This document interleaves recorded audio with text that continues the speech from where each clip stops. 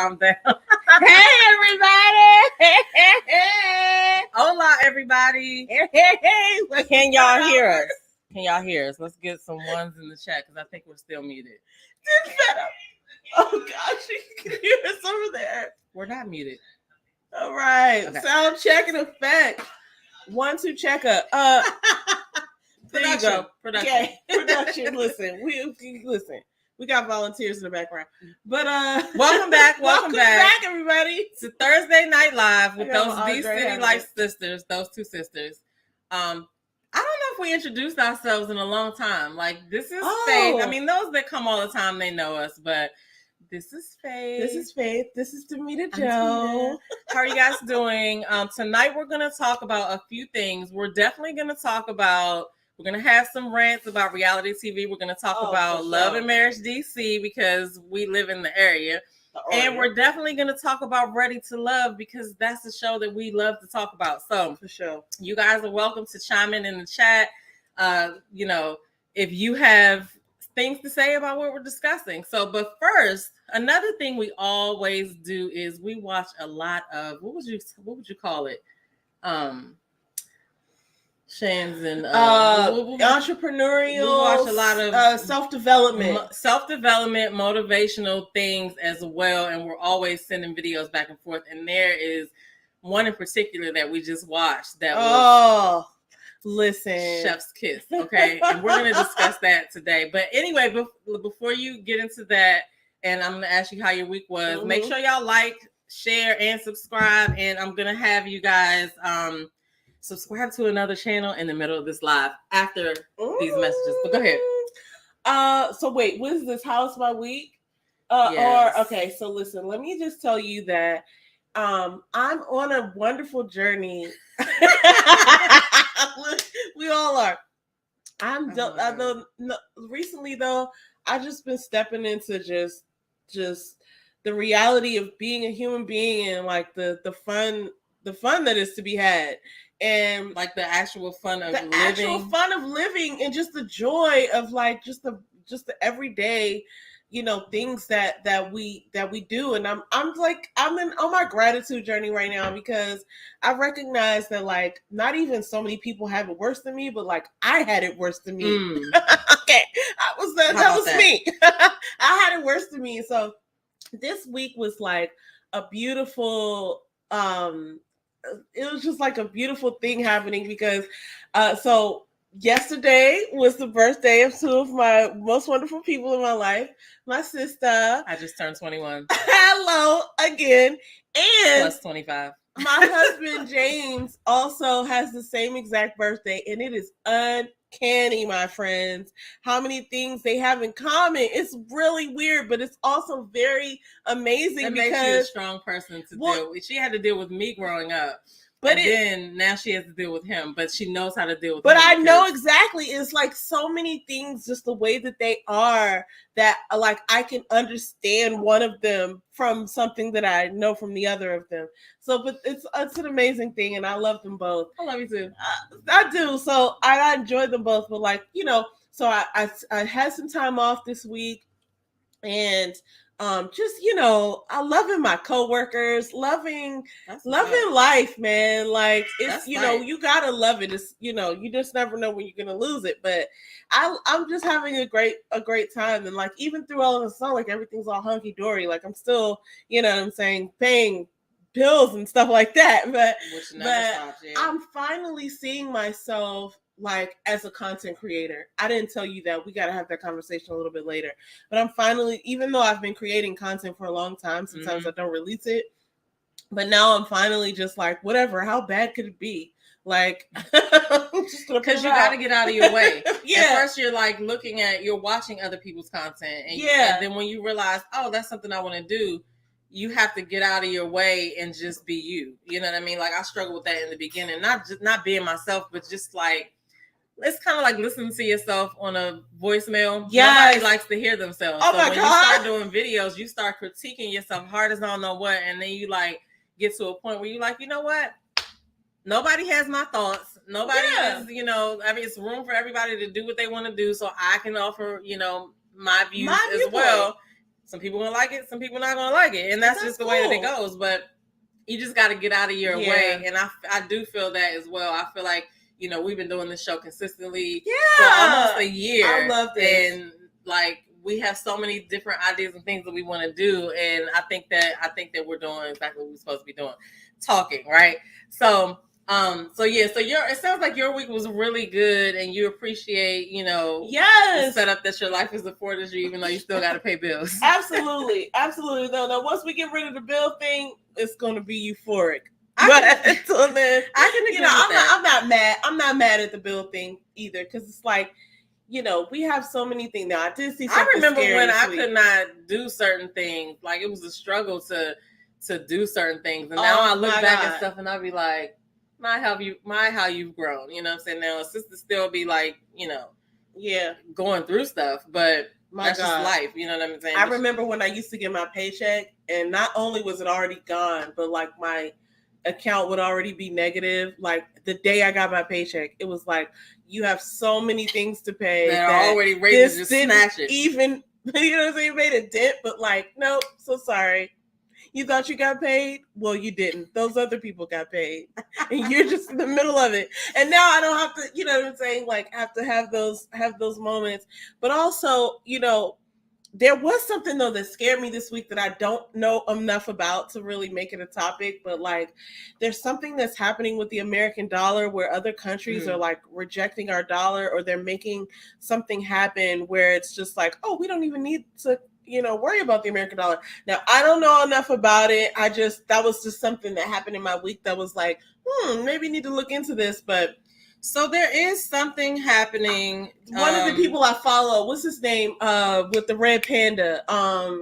What is his name? Panda. Okay, so you know the Monday night, Ian Dunlap. Shout out to Ian Dunlap, because I watch some of the Market Mondays with EYL and Ian Dunlap, and he had posted something, and also 19 Keys had posted something too, talking about this. But I literally do not know enough about it. I haven't done any research on it. I didn't either, and I also don't understand some of the things that they not say. Sharing. But that was very scary to me. Listen, this is something that we need to be looking to, though. But I did see. Educating ourselves. I was watching something. Somebody was talking about cryptocurrency, and they were talking about that, and there is something happening with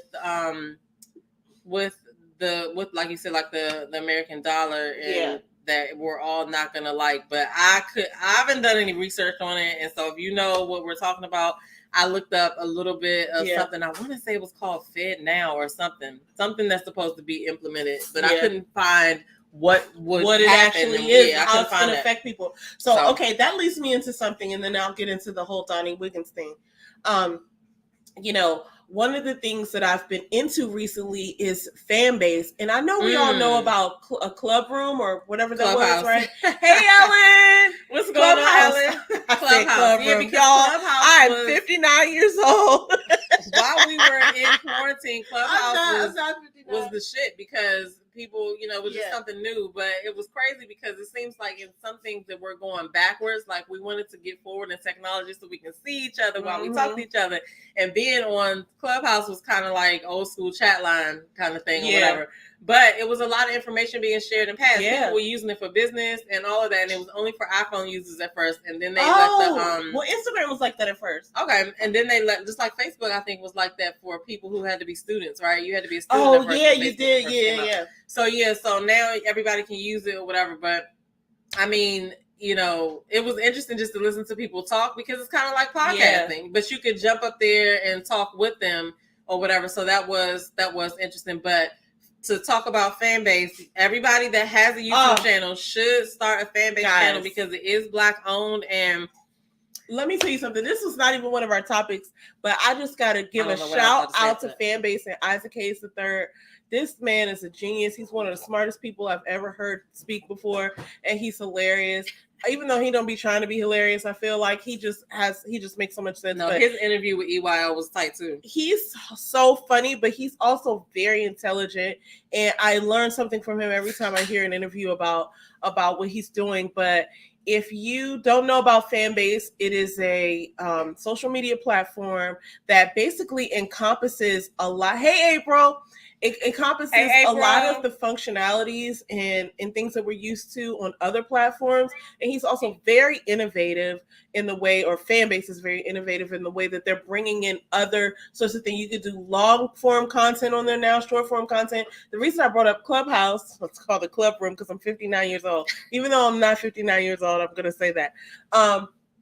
I was thinking about that because they have like an audio like room capability on Fanbase, and I was learning a lot so it's about like all of that in one. Yeah, they have the audio everything room, in they one. have things you can do on Instagram, and you can actually pull your Instagram over. You can do long form content like YouTube. Yep. And the thing about Fanbase is everybody can love, and you can buy love. Loves are one, like they're a penny. They're like a penny, yeah. But if you think about we lost the connection. Did we? I think we're good now. Oh. If you think about it, like when you watch YouTube and you see people with lives and they have like 1,000 people in there, like all those people will like click love, then that person just made 1,000 pennies, right? But it can add up over time. And so it's kind of like a good idea if you think about the fact that you're actually getting paid something for your content rather than just doing it for free.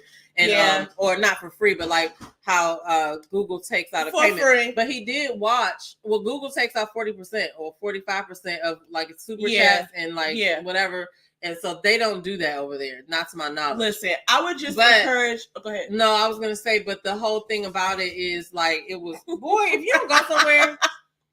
It's a Black-owned platform. King, come here. But the whole thing about it is he watched. I love you. Everybody. He watched how Apple did stuff. He watched how Instagram did stuff. He watched. So he is very smart in that regard. I'm just saying, like, he's one of the thought leaders of our time. I'm going to go ahead and jump out there and say it.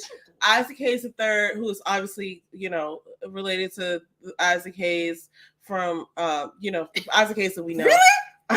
Okay, he's Isaac Hayes' son. He also did like music for like a lot of the reality shows that we watch. And it's so funny because once he said that, he's like, yeah, I create music for, when they go to commercial or when they come in onto a scene and you hear this music.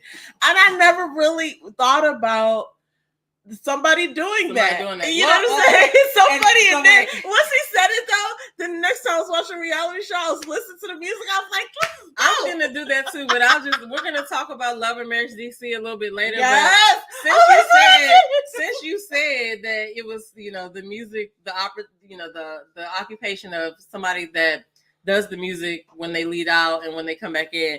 And you never heard of that occupation, right? I never heard of a swallowologist. Oh, okay? Lord, that's how she introduced herself, and I was just like, "Dang, that is crazy." Marriage. But anyway, we'll talk about that later because I was just sitting there for like probably about 3 minutes while the show was still going on, and I was just like, "A swallowologist?" But think how much money you could make if you put that on a business card. How many people will hire you as a swallowologist? I'd like to consider myself an intern. Anyway, we're going to go on that. My husband's giving me the dirty eye on the background. But anyway, I don't got nothing to do with that. Here's what I wanted to say about Fanbase, and then we'll go to the next topic, is that Isaac Hayes III is a genius.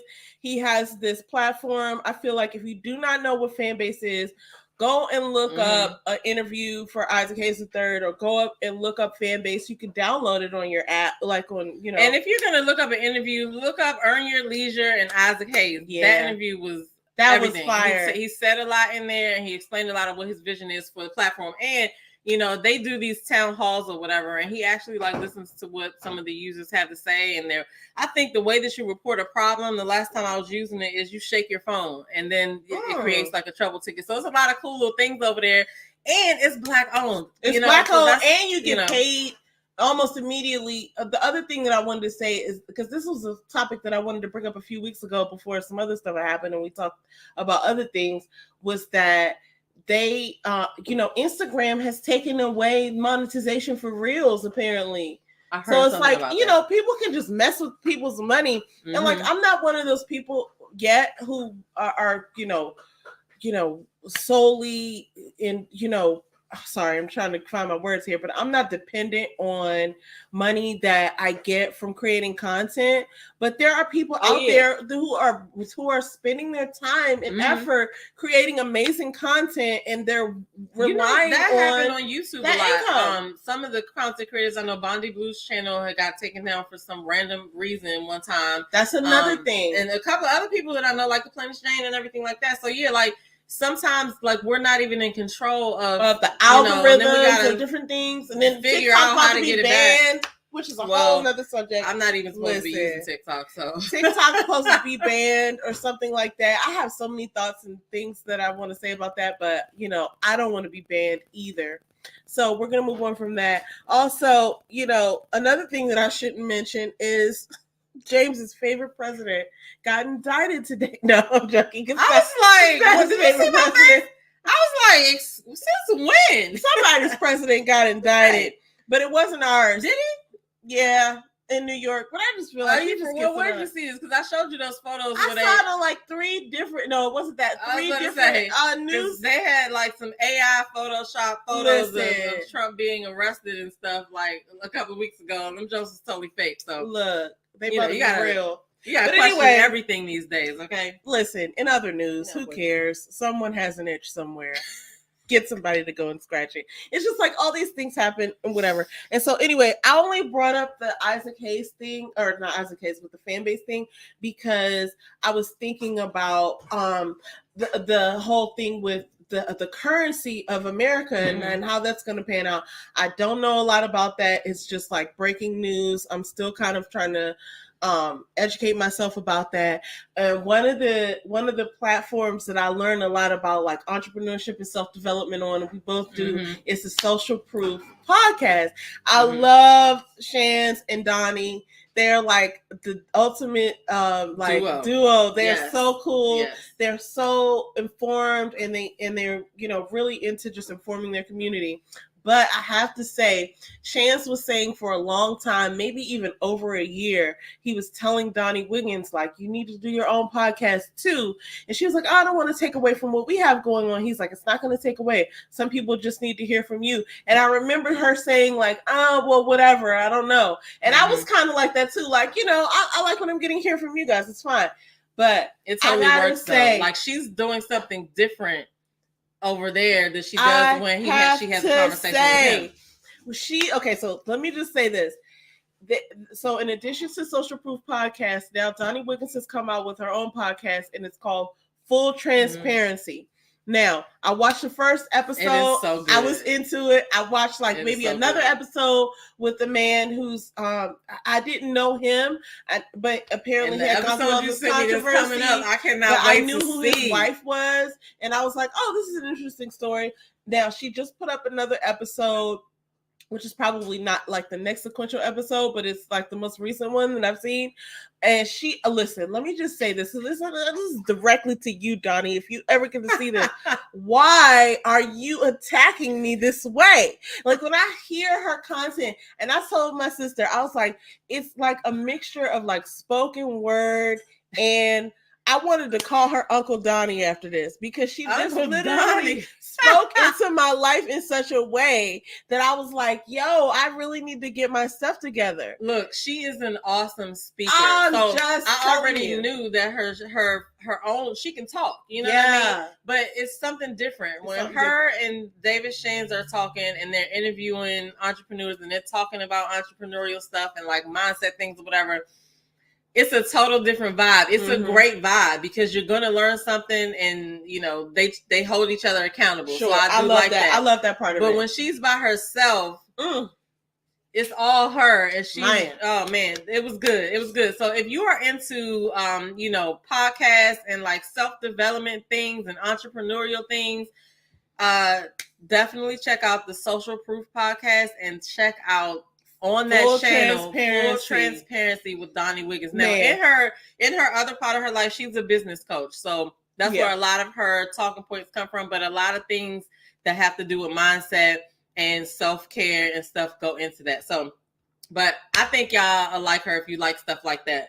I think anybody shout would out like her. To Donnie Wiggins. You know why? Because I feel like and this is the and thing. shout out to Fit with Miss Gina, because if y'all remember last year when I did that, I did a 21-day challenge back to back. Miss Gina is on Instagram, Fit with Miss Gina. She does online workout programs. She gives you the food stuff that she'll give you ideas on food that you need to eat and stuff like that. But she is coached by Donnie Wiggins, so I thought that was interesting to say. But anyway, definitely check them out. A lot of people apparently are coached by Donnie Wiggins, and apparently I am too. Okay, and I don't even have to pay because I just log on. And listen, this is nothing we're doing is sponsored, but I just have to give her flowers because, one of the things I really enjoy about her is that she's so authentic. I love authenticity. Mm-hmm. I realized today, that it's the reason that I can't quit Krishan Rock because I'm addicted to authenticity and I can't explain all her moves and stuff like that. I feel you. But I can't stop loving her. Okay. It's the girl that I shared with you a couple of weeks ago. Okay, wait. I'm thinking I know who you're talking about. That I was like, I don't know why I watch her. But yeah. I know who That's you're talking exactly about. why I watch her. I can't explain the things that she says or does, but she's not perfect. I can see that this is a struggle at times, but I can't quit you. You know what I'm saying? It's like Brokeback Mountain type of thing. Well, not really like that, but it's just like, listen, I'm just attracted to authenticity and I can't explain it. It's not like I'm going to back you 100% on everything that you do in life. It's just that I can rock with and get down with the things that you're going through because you're so open. And listen, this is not to compare Donnie Wiggins like to about Krishan mistakes Rock. and like it's not even about mistakes. It's about being imperfect and being okay with that because we all are imperfect. So when I see somebody like that, you know what I'm saying? Like I can identify. I can definitely identify. I can identify. That's probably what the long and short of it is. Because when it comes down to it, it's just like we're all out here just trying to, live our lives and have a good time, but also like, represent ourselves well. And so, I don't even know why I brought up Krishan Rock. But no, when you said Krishan Rock, I understood it because I'm like, okay, I was trying to figure out why I watch. Why do I like this person? I watch YouTube a lot and I use it for recipes, how to do something, whatever, right? Oh, this is a perfect. And I watched this person because she just. I don't know what it is. She's not perfect, and I don't always agree with the person, but I just be like, I'm subscribed. You know what? I'm here with you. It's like that friend that you have that's like always getting into something, but it's like you can't not help them. You're like, oh Lord, what's she doing today? Lord, all right, I'll be at the door in 3 minutes. Right. It's just like, all right, where you at? All right, I'll come get you, whatever, right? It's just like that. Anyway, that kind of brings me into our first topic. Well, we've gotten into like 15 topics already. So our first topic has to do with someone who's also going through transitions in life, I suppose. Even though, in preparation for this topic, I looked up a bunch of stuff and was reminded of everything or a lot of things. To figure out who this is. Our first topic is Blac Chyna, everyone. Now, Blac Chyna, also known as Angela White, is actually from the DC area. So much love. Much love to Tokyo Toni. Shout out to Tokyo Toni as well. People have a lot of opinions about people, but another person who just shows up as themselves, and I cannot hate. Exactly what I follow also, I have something. She ain't perfect, but she heard something about Tokyo Toni reminds me of some of my family members, and that's why I can never fully throw her away because it's just like she what she was doing the other day. Well, she did it. So what? Did you see that she was smoking a blunt with her butt? No, I didn't see that. See, this is the type. She didn't say it like that. She said it a different way, but listen, I was like scrolling on Instagram. Was she farting on camera? I don't know if she farted, but she had a blunt in between her crack. And it was smoking. People have free Tuesday afternoons, and they do with. I would not have wasted my blunt. I certainly wouldn't have either, but. Much respect to people. I just cannot ever say, to be honest with you, even though people have very polarized opinions on people like that or whatever, for her specifically, I can never judge her because there are people in my life who remind me of her, and I know that type of person who is from a certain place, who does the best that they can, and then whatever, and then, and then they don't care because you can only who be. thinks. But you can only be who you know how to be. Like, I can't be anybody else. You know what I'm saying? Like, yeah, you can see people and be like, oh, I want to carry myself like this to work, or I want to be, but eventually you're going to have to just be yourself. Like, and I struggled with that in corporate America for a long time because it was like, me too, you know what? I'm about to just be me. So, yeah, how y'all hear me talk on here? I have a little bit of professional edge to it, but I don't be like, hey, my name is Demita. I don't do none of that or whatever. I be like, this is Demita. How can I help you? I had to kind of incorporate myself, and they accept it. They accept it because sometimes I'll say stuff like, that is Goody said, I hate these. I won't like, what's up, Goody? I won't like being there like, yeah, nah, I ain't doing that. I won't be like that, but I will say, nah. I listen, and I understand people's opinions and things like that, and I certainly understand Goody Gabor because that's my guy right there. But what I realized, is that, I know that I'm just saying, like, listen, I know it's Goody. I know you're a woman. I just had to make sure. I be calling myself a guy sometimes, just like that's my guy. My guy, yeah, okay, my guy. Not even no hate, no shade or anything like that. But listen to me with the Jeffrey. See, okay. And I know people who talk like that, like how Michelle A used to talk. I remember how Michelle A she didn't sing like that, but yeah, hi, I just couldn't imagine myself. Like, hi, John, how are you?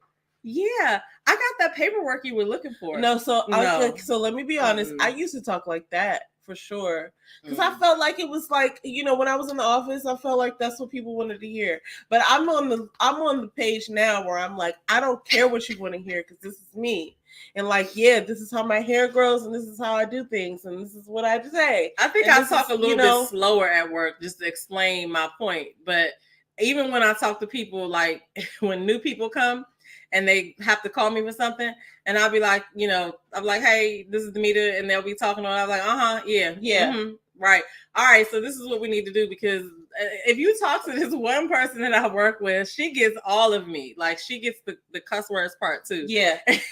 But I'm sure she appreciates it too. But like me and her have a weird dynamic that not a lot of people understand because they just, I don't know, we used to work in the same office together and we just kind of saw each other for you get shit done, I get shit done. Right. How can we work together? Right. And then we just have been like that ever since. And you know what I'm saying? That's like real, recognize real. And she knows that she'll call me sometimes and I'll be like, what the fuck? What is going on? Why would they, whatever? No, I work with people like that too, for sure. And the that's thing my about girl, it is, for sure, like across nations, across ethnicities, across age groups, real recognizes real. And when it's time to be real and get stuff done, people recognize who they need to contact and who they need to be involved with. It's so funny because when language is concerned, okay, so first of all, I don't even know how we got here, but this wasn't even my statement. Actually, Isaac Hayes III said, "Hey, Gwendolyn, Black people are the coolest people on earth,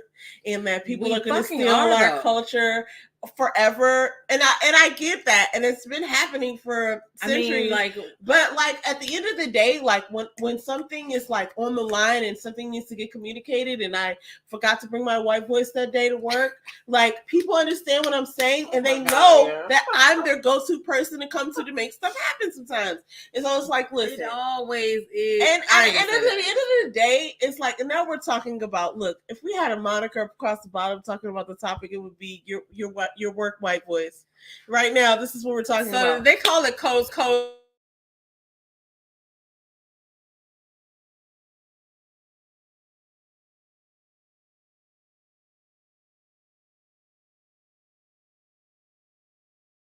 A group of 12-year-old girls, right? 12-year-old. I think we were muted for a second. Are we muted?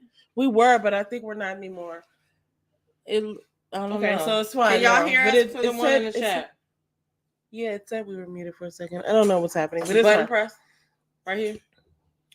No, we'll be blinking. It's okay. Oh, okay. I'm gonna look right now and see. Go ahead though. Nah, but like you, like imagine like a group of 5, like 12.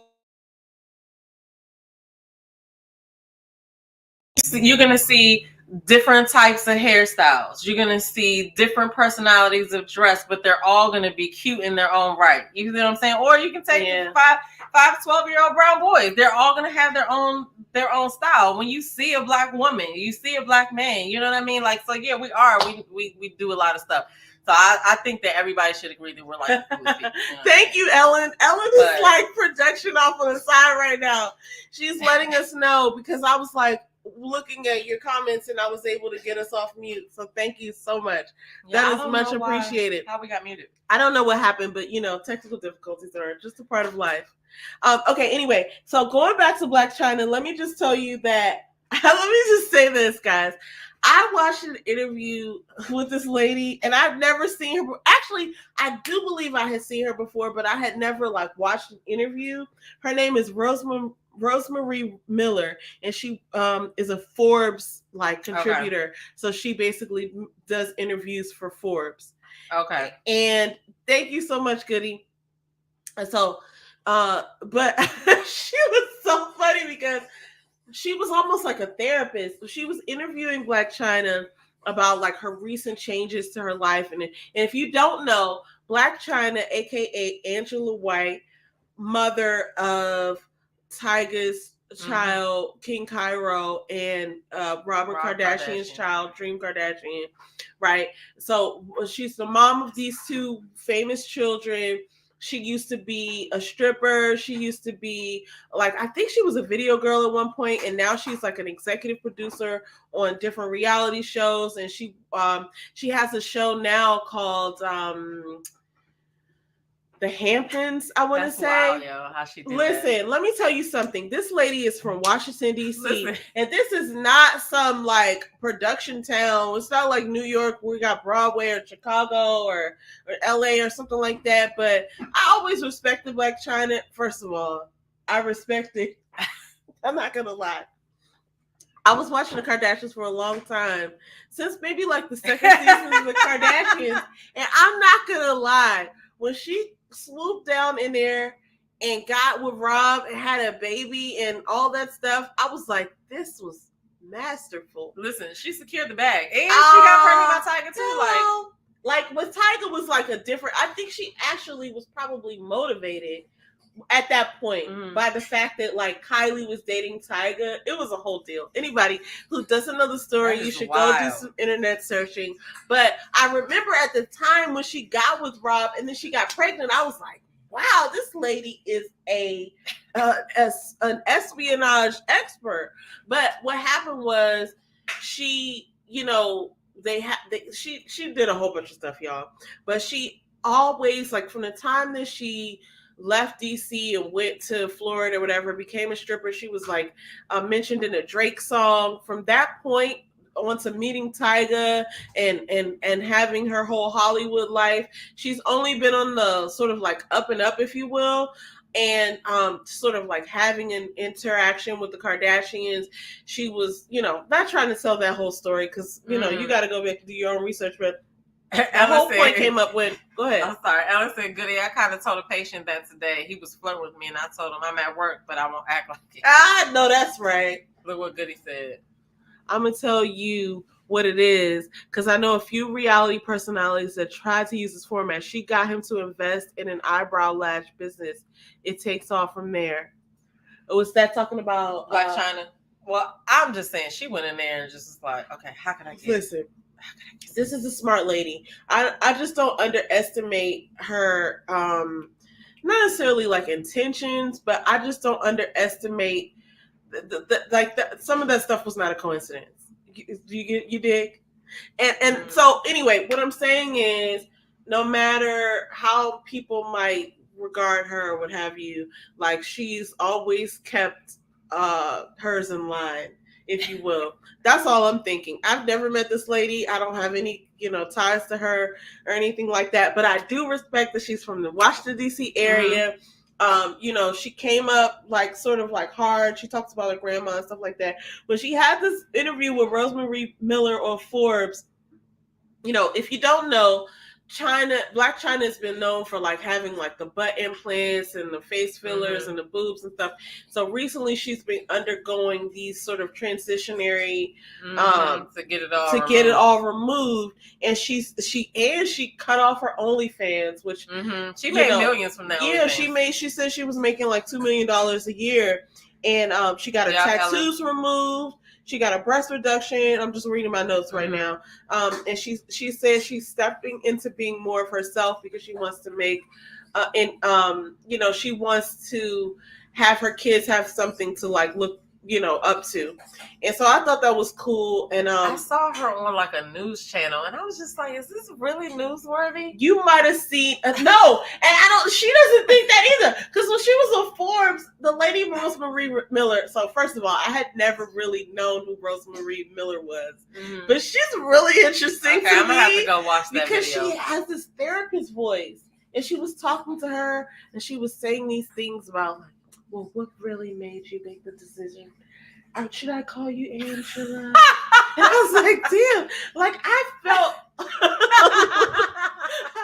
some sort of way because I was like, am I receiving therapy? Are you about to give me some bad news or like what's happening? I gotta look more into the situation because I did see that. I didn't see the interview you saw, but I saw her like making around. I saw people making videos about what's happening with her or whatever. But like a couple of weeks before that, Tokyo Tony was online talking about some other stuff. About some Illuminati stuff. Yeah. So I gotta look more into that or whatever. But I mean, I will say that she looks good. She looks good now that she got all that stuff out or whatever. I think when she removed those fillers, like she's actually really pretty. Yeah. Like, and I never thought honestly, she looks just like her mother used to look. Well, not used to look, but they look alike. You know what I'm saying? The bone structure or whatever. When I saw her face after the fillers, I was like, well, damn, she looks just like Tokyo Tony to me.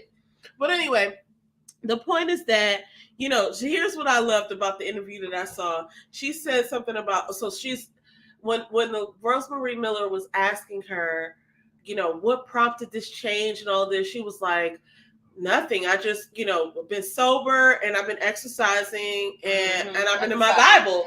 Like literally, those are the three things. She was just like, I've been reading my Bible, I've been working out, and I've been sober. And she was like, that's it. Nothing actually happened. I just decided that like I want to be more of me. Right. And so I was like, that's cool. And she said one thing that I loved. She said, don't put me in a box.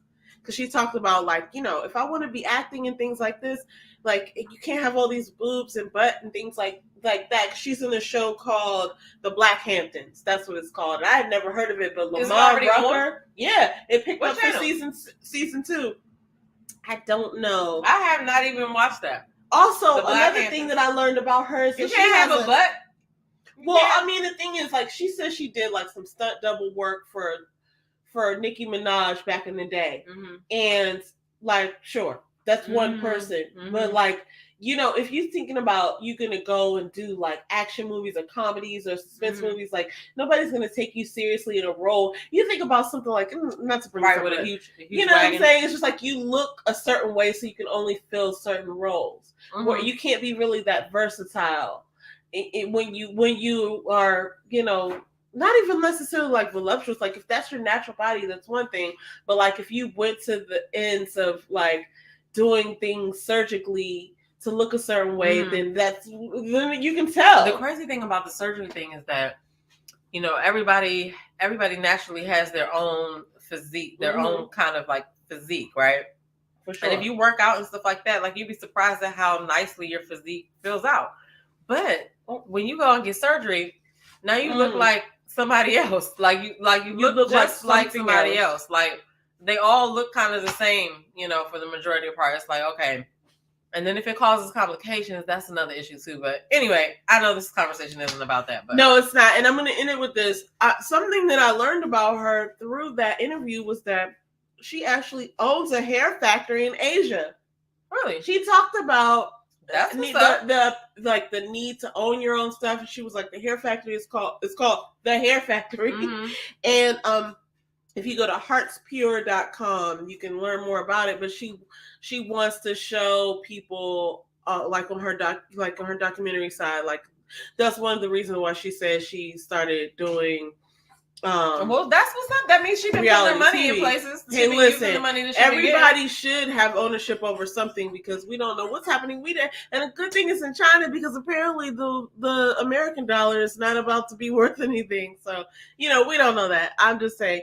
But, more on that, go to heartspure.com, Google. I'm gonna have to look that up because, like I said, I haven't looked into her situation. I haven't either, but I've seen like some of the pictures and things that have come out, and I give her applause because it's not easy to kind of like go back and say, I want to change this about myself and everything that everybody's ever known me for, kind of like what she became famous for. The first thing that I guess like the mainstream knew her for was for these lyrics that Drake said about her in a song in like 2008 or 9 or something, and it was about a strip club. So like that's when she first became. Like Tokyo Tony was really big back in the day in the area.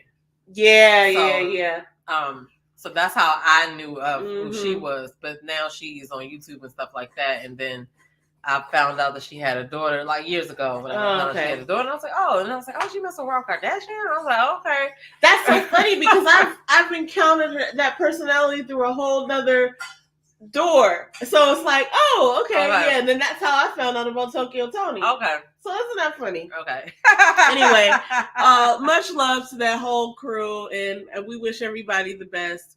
And okay, so one other thing before we get into this love and marriage, and then we got to look at some of these comments. Oh yeah, Goody has some stuff to say. No. Full transparency, we talked about with Donnie Wiggins. Also, another podcast that if you didn't, I think we talked about this before on this platform, but the Know For Sure podcast with B. Simone and her friend. I want to call her Melissa. I don't know her name, and I feel so bad. Megan. Production is in the background right now. Megan is a huge part of the whole like franchise. It's only the two of them. It's B. Simone and Megan, and they are so amazing. One of the things I love about them is that they're God fearing. They talk about God, but they're also like a tiny bit ratchet, and I love it because that's me too. You know what I'm saying? Like this is who I am. You know what I'm saying? Like I show up as me, and I'm not perfect. That's the thing. But I love nobody is. Even those people who walk out and try to act like they're perfect all day, they're not like that at home. You know what I'm saying? It's easier just to be you everywhere. That's all I gotta say. It's easier. All right. So now we're gonna have to get into this. Do we want to talk about Ready to Love, or do we want to talk about Love and Marriage DC first? I don't know. Wait, let's get into some of these comments real quick. Sorry, y'all. I had to have a snack. I feel like we should go ahead and talk about Ready to Love and then talk about Love and Marriage DC because I just got caught up on that today and I was just like, oh my God. I don't know. Which one you want to talk about first? I don't really care. It could be either or. No, Goody said she loved loved Goody Gabor. Goody Gabor said she loved this word. She was talking about Black China. Angela White, right? We can call her Angela White. I kind of told a patient that we saw it already. Goody Gabor says, I'm going to tell you what it is because I knew a few. You don't like me last week. Oh, we already saw this. I'm so sorry. Mm-hmm. Yeah, she's baptized, apparently. I saw that too. So, we'll see. Okay, so Ready to Love, is that what? Yeah, let's do Ready to Love. So listen, can I have Chef? So another sample. 3 people went home last week. Suane got let go. I need to start making notes. Self-eliminated, and as James pointed out, Lyndon kind of took himself out of the running too as well before he got sent home because she asked him a question and he took himself out of it. So 3 people left. Next week the women have to meet the men's families, and then there's the reunion. All right. That's the last episode before the reunion. I got a lot to say, y'all. And then, okay, so what was the highlight in that? Oh, the highlight in that was that they made candles, and Tony got in his feelings, and he didn't even come down to the whole presentation part. And he said that this is what stood out for me. He said that he was mad that she was in the room crying because Lyndon told Morgan that she hurt his feelings with the way she was carrying things or whatever. But he was like telling Andre, she's not about to have me here looking silly. And I'm like, bruh, sir, you just had her looking silly for the last couple of weeks. What are you talking about? I said that in my video. But, you know, I feel like the tables turned. I feel like at first she was being possessive and now he's being possessive, but she wasn't this extreme. You know what I mean? So I don't know. I'm ready for next week though. But what do you remember from the episode, or what do you have to say about what happened? Right. There's so much I have to say, guys. Are we ready? First of all, we all know that I represent my client that drinks way too much Hennessy. The Hennessy guy. So Tony, listen, I cannot represent him this time though, because here's what happened. He showed his insecurities right then. And the fact that, you know, all right, here's the thing. I want to say this. Morgan is a beautiful woman. When she wore that dress, I was like, girl, you better do that. Because that's the way it's supposed to be done.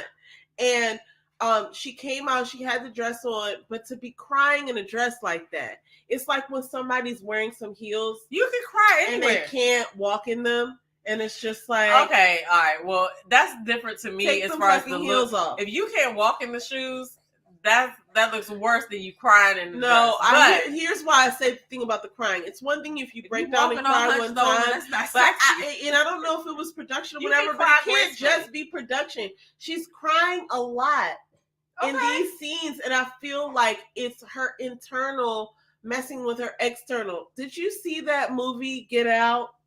And it's like this thing where, you know, you cannot function inside because something's wrong on the outside or the inside, and it's in conflict. And I feel like she knows better for herself. I definitely think that there's conflict within, because I think that she sees what's going on and she is being led by something else to be like, I still want to give him a chance. Because all that we've seen is enough to make a decision in our eyes. But she had to experience so much more, right? But at the same time, like, how you gonna fault the girl for crying? Because I'm so exhausted and she's not 22. We've all been 22, 23, 24, 27. She's not. And for you you can't cry. It doesn't mean you can't cry, but like it means you know better. And it means that if you're gonna get all beautiful like that, and you're gonna cry, it's not that the crying. It's listen. Let me not even miss this. It's not the crying. I get it. Like sometimes you just gotta cry, but the reason she's crying is because I feel it's because she's internally in conflict and she knows better and she's forcing it, and that's making her have to cry because she knows. And then other people are bringing it up too. Like she's out here at a thing and she's trying to like put on a good face, like, "Hey everybody, I'm gonna come make this candle," and then she starts crying and then she says that it's because she doesn't want to let Lyndon down, but she doesn't. Listen, everybody, thing, right? I gotta say, she don't really care about Lyndon. She knows what's right for her, and she's choosing against it. That's my own interpretation. But what's right for her? I mean, internal peace, and I think that it's in conflict. So who do you think she should pick? I think right now she shouldn't really be picking nobody. I think she shouldn't pick either one of them. That she's like, okay, because she even called Lyndon to the table and said like, "Oh, you know, you're giving me this energy and I'm seeing who you are. Do you think that you can provide what I need?" And he was like, "No." Well, so cool. So then you're not the one, but that doesn't mean you should just pick Tony because he's there. No. And the same thing for, I felt like, you know, Tony showed his ass, and that whole conversation at the table, I'd have been done talking to his ass at that point. Now listen. I mean, I'd have been done talking to him before that, but like that was crazy because he was the one that knew that he told Lyndon that. You know what I'm saying? Like for sure, but he thought it wasn't going to come out. It doesn't matter. It's a stranger. This is a dude that you don't even know. I can see if you talking to somebody that's one of your boys, but you go to a fucking event and you start talking to this guy that you just met and he happens to like the same girl. Like, to me, it's just like common sense not to tell him any of your secrets because y'all are going to the same person. Like, it's just common sense to me. But I feel what you're saying, but I would have just had to cut him off at that point because that was too embarrassing. He could have avoided that by either telling her first that he told him. Okay, you told him that. But if you're close to me and you care about me, you don't want me to get embarrassed like this. So at least if he says something, I can then say, I already knew that. but it didn't happen like that. And we only saw a little tiny snippet, right? So we don't know how long or what else was said because this is all that we saw. But my point is this. She shouldn't pick either one of them. But even if, like, what if she didn't pick Tony because of what he did, she shouldn't pick Lyndon either because he was being fucking messy. Of course, okay, Lyndon does not want to get chose. Okay, he's the guy on the bus. He got on for free. Nobody made him get off, and he's just like, "Well, shit, this is free. I'm just gonna go." So funny. He's so funny. Even down to the last scene when they kissed, and he was like, "Tony's gonna kill you." That was so funny. But it was funny, but it was fucked up because you knew that you were gonna say that before you actually did the kiss. Now listen, I'm still, and you knew that you know that Tony's gonna watch this back. I'm still representing my client, everyone. And if you need to be represented, call 1-800 man nigga. Okay, anyway, no, let me stop. No, here's the idea though. Like, Tony's not, okay, here's what I would say. Not even on behalf of my client, but just like in the stratosphere of like understanding apples and oranges. Like, Tony's not looking out for Morgan. He's not trying to keep her from being embarrassed. Like, I actually But he's trying to present that he does try to do that. But you're right. He was not. He was not, because he would have never brought that out in front of all of those people in the camera. Trying to see. Look, I think he says what he needs to say when he's in the seat, to be like, you know what I'm saying? When he's on the stand, he's going to say what keeps him not guilty. But like, honestly, he's out for himself. And like, he didn't say that, like, he's not thinking about Morgan. He would have never said what he said about. He would have never said that. He would have never said that. He would never let that out if he really even felt that. Yeah. Because he was just being himself. Because that means you held it all this time and then you didn't say anything. And then let me single in on this one thing. And I know we're seeing a show. Okay, so let me just make it clear. We're seeing a show, everyone, and it's been edited, and we don't know all the things that happen between the scenes. We don't know the order of things, but like when he walked into that room and Cynthia, okay, so when Morgan started crying, thank God for people in the world like Cynthia. Cynthia's a real one. Cynthia's a real one. I need people like that in the world to just be holding up the walls in the corners, because Cynthia comes off as really genuine. Because let me tell you something. If not for people like Cynthia, people can miss their worth. And I feel like Cynthia is like the reasonable one, because not only did she have Morgan's back, and she saw Morgan walk out and she was like, let me go check on her. Right? Not for shine, not for whatever. It's just like, let me just make sure she's okay. And then when Lyndon finally left, she said, I'm glad he left because I'm sick of him being hurt. I'm sick of seeing him being hurt. When she said that, I was like, dang. You know what I'm saying? Like, she's really in here. He told Morgan that she hurt him. And so Morgan was saying that she felt some type of way because he let her know that. Yeah. I do agree that she probably felt that way. It's tough to do this. Like, I think for sure. But I think to a certain extent, when you get on there and you start going through the process, I think that, I mean, this is just my view, obviously, as a viewer, but I would think that you kind of even forget that you don't have to pick somebody until it just pops in your mind. Like, I could just pick myself. You know what I'm saying? Yeah. And you just try to. But she, like, when she said, "Okay, I'm gonna give him another chance to make it right," I'm like, no, absolutely not. He doesn't. And then everything he said, of course, was right. And I think I said this before, but like, Tony is the, like, you know, decades before, he's like the little kid in the suit that the family loves, and he's just like the cute little kid and everybody loves him. And so he's used to like saying a line or doing a thing and everybody's back on him. And when he came in that room and Cynthia was in there, and Cynthia even called his name, was like, so first of all, Morgan was like, no, I'm just in here, you know, like feeling my feelings, whatever. And she was like, do you want to talk to me, whatever? He was like, no, I'm just trying to see what's happening in here. It was like all about him. Yeah, he wasn't concerned about what she was going through. He just wanted her. Listen, okay. He was just like, that like you talking about, you upset over some dude. I don't have the video here, but I did put it in my video that I reviewed when he was out in the kitchen and Mark Anthony Mark Anthony came up to him and like gave him his dap, and he was like Morgan in there crying. And when he told him that, Tony walked past him and he said, "What's she crying for?" He was like, "What?" But when he did it, he looked straight over to where the cameras was and kind of like gave it a side eye, like, "Oh shit, these motherfuckers is watching me." Or whatever, but I saw that, John. I was like, he looked right at the cameras, like, "Oh, what's she crying for?" And he looked over there, and then he went in there, but he came in there with the wrong energy. But she didn't seem like she was open to let him come in and talk. But that doesn't matter when a man cares about you. No, it doesn't, because they're gonna try to, make sure that everything's right. They're not gonna try. They're gonna come and they're gonna make it right. They're gonna do everything in their power to make it right. I mean, yeah, I think I don't think so. What are you doing? That he was wrong in there. I think he came to her with the wrong energy, and then she just reciprocated the energy. You know what I'm saying?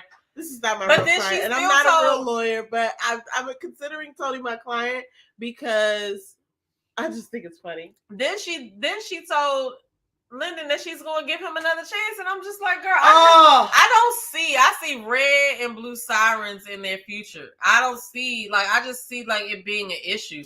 I don't know. It's so volatile.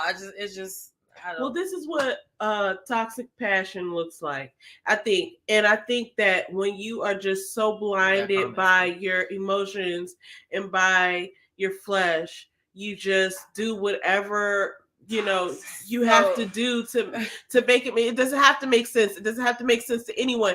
That was another thing when she ended up saying like, "Oh, if he wouldn't have made it right," I'm paraphrasing here, "then I would have been out. But whatever he said was okay enough for me." She didn't say it like that, but it was just like anything he could have said. He could have been like, "Blah blah blah, hibbity hoo blah." She would have been like, "Okay, Daddy." Who was that from? I've heard that before. 8 Mile. Okay.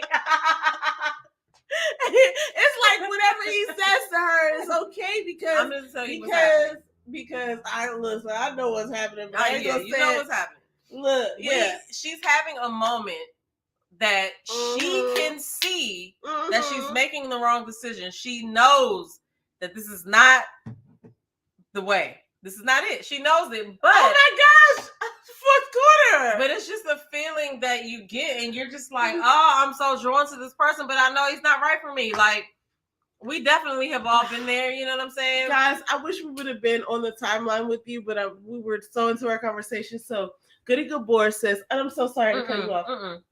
Goody Gabor says, apparently she is tall. I'm thinking you're talking about Morgan, right? And 4th quarter. With his Christian offensive language, she is talking about Morgan here. She is being led by a toxic penis, and she needs some self-healing. Isn't that what toxic penis does? It's so wrong that I said that. Lord Jesus, forgive me. Okay, Lyndon is just here for the ride. But Lyndon is just hanging out with the crew. One of my cousins knows her baby daddy. Who's baby daddy? Oh, see, we should have been following along because I don't think Morgan has any kids. Who else did we talk about? We talked about we didn't talk about Cynthia. Yeah, Cynthia is a real one. Everyone loves Tony. Why? Okay, I can answer that. I don't know why. He's my client. He does. I wouldn't even think. I'd be like, people. I don't know. I gotta stop saying that because I don't know what I would do in the situation. But by the way that he's presenting himself, I don't know why. All right, listen. I'm gonna make some really polarizing statements, everyone. So brace yourselves. People love Tony for the same reasons they love Donald Trump. Oh, okay. It's just this bravado. It's this. Ellen is off the train tonight, but she's not lying though. Listen, everyone loves Tony because he just being. I can't wait to reckless. Get Ellen's last comment. I don't say even reckless. It's just like he's just saying whatever people want to hear, Ellen, and it's I'm just working. Waiting for her to see your last comment. I'm gonna get to that, but I just got to go back to what my client is loved for. it's unfortunate because it's not a good example of like, I wouldn't want my nephew to be acting like that.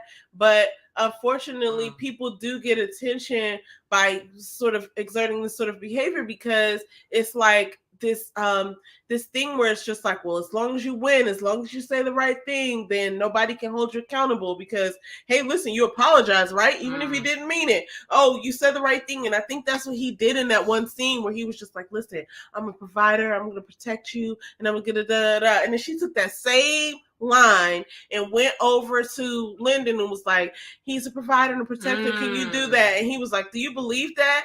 And she was like, yeah, I believe that. That's wild. And it's like, are you sure? See, but that's the thing. That's sure?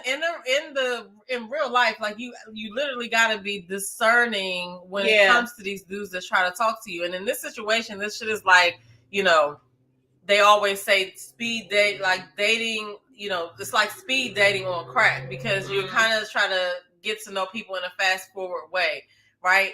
But it's like, you still gotta guys, like, I'm gonna say something that's gonna be a little controversial, but fuck it, we're here.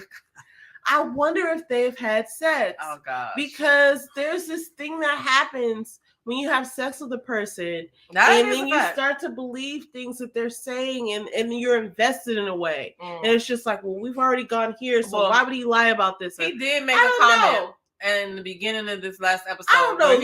Where he said, oh, she know I like to eat. She know I like to eat. She was like, well, apparently I make you crazy. So I did take that as that they did something.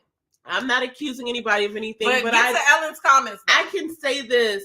When you do those things, there's different levels that are done. Like, there's different levels. When you introduce that sort of chemistry, it's different levels. Yeah, that's what the dignitizing comes in. And it can happen the other way too. It can happen the other way, absolutely, because it's a distraction. You know what I'm saying? And it's a distraction, and then you're making assumptions. And now you're letting your feelings lead. Connected, you know what I mean? In a way that that now you're trying to justify your thoughts with your emotions but deep down inside when you're trying to convince yourself of some shit that's not actually happening. Chemically, he doesn't deserve her giving him another chance. Like, I hope she picks herself. You know what I'm saying? Listen, I gotta say this because people like to say things like, oh, well, I'm not affected by sex and sex is just an act. Let me just tell you that certain, chemicals are released in your body when you exercise, like dopamine. There's certain things like serotonin. Listen, let me just say, I'm just telling you from the brain science studies that I do. You ain't gotta tell me. Dopamine is released when you play a game on your phone. Like when you exercise, endorphins are released in your body. When you have sex, there has to be a lot more happening because another person is involved. So I'm not saying that people can't think past sex, but what I'm saying is there have to be chemicals involved because you're physically, chemically connecting with someone else and there's fluids in there. Oh my God. Listen, I'm Bill Nye, the science guy. Go all into that explanation. Like, we get it. I'm sorry. And so I don't know. That's the only possibility. That's the only explanation I could come up with. Okay. All right. Read Ellen's comments. Okay. Hey, King. That's all. Anyway, that was in response to Ellen's comment. Everybody loves Tony? Why? I don't think everybody loves Tony, but I think some people could love him based off of whatever the hell's going on behind the scenes. Okay. And then did y'all see the preview of Who Got the Toxic? I did not. Who got the toxic King? Ellen, you kill me, yo. I think she's Tony is crazy. Natasha, I think they said. On behalf of my client. I cannot. Well, listen. That man probably walked in there and the was public like, has spoken.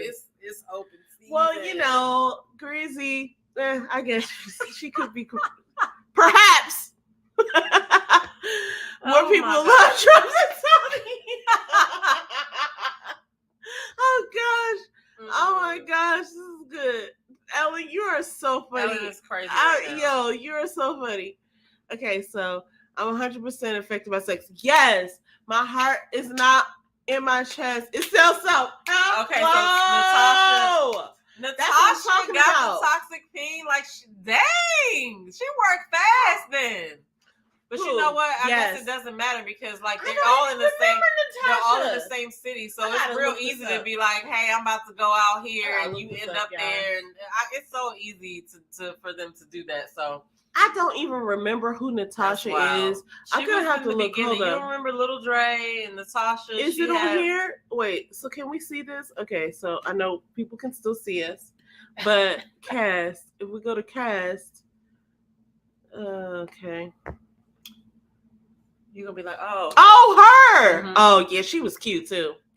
I remember thinking that like, oh, they voted off a cute girl early. I mean, it's not funny because people's feelings are involved, but it's crazy because society. I don't know. It's kind of funny. This season is wild because we don't really. It's not. You haven't watched the first season yet, and I need you to go and watch the first season so you can see what we're all chasing after while we still watch this show. I love this show, and apparently they did something different this season than they've done in the past season with the reunion. Mm-hmm. So I was watching Simone.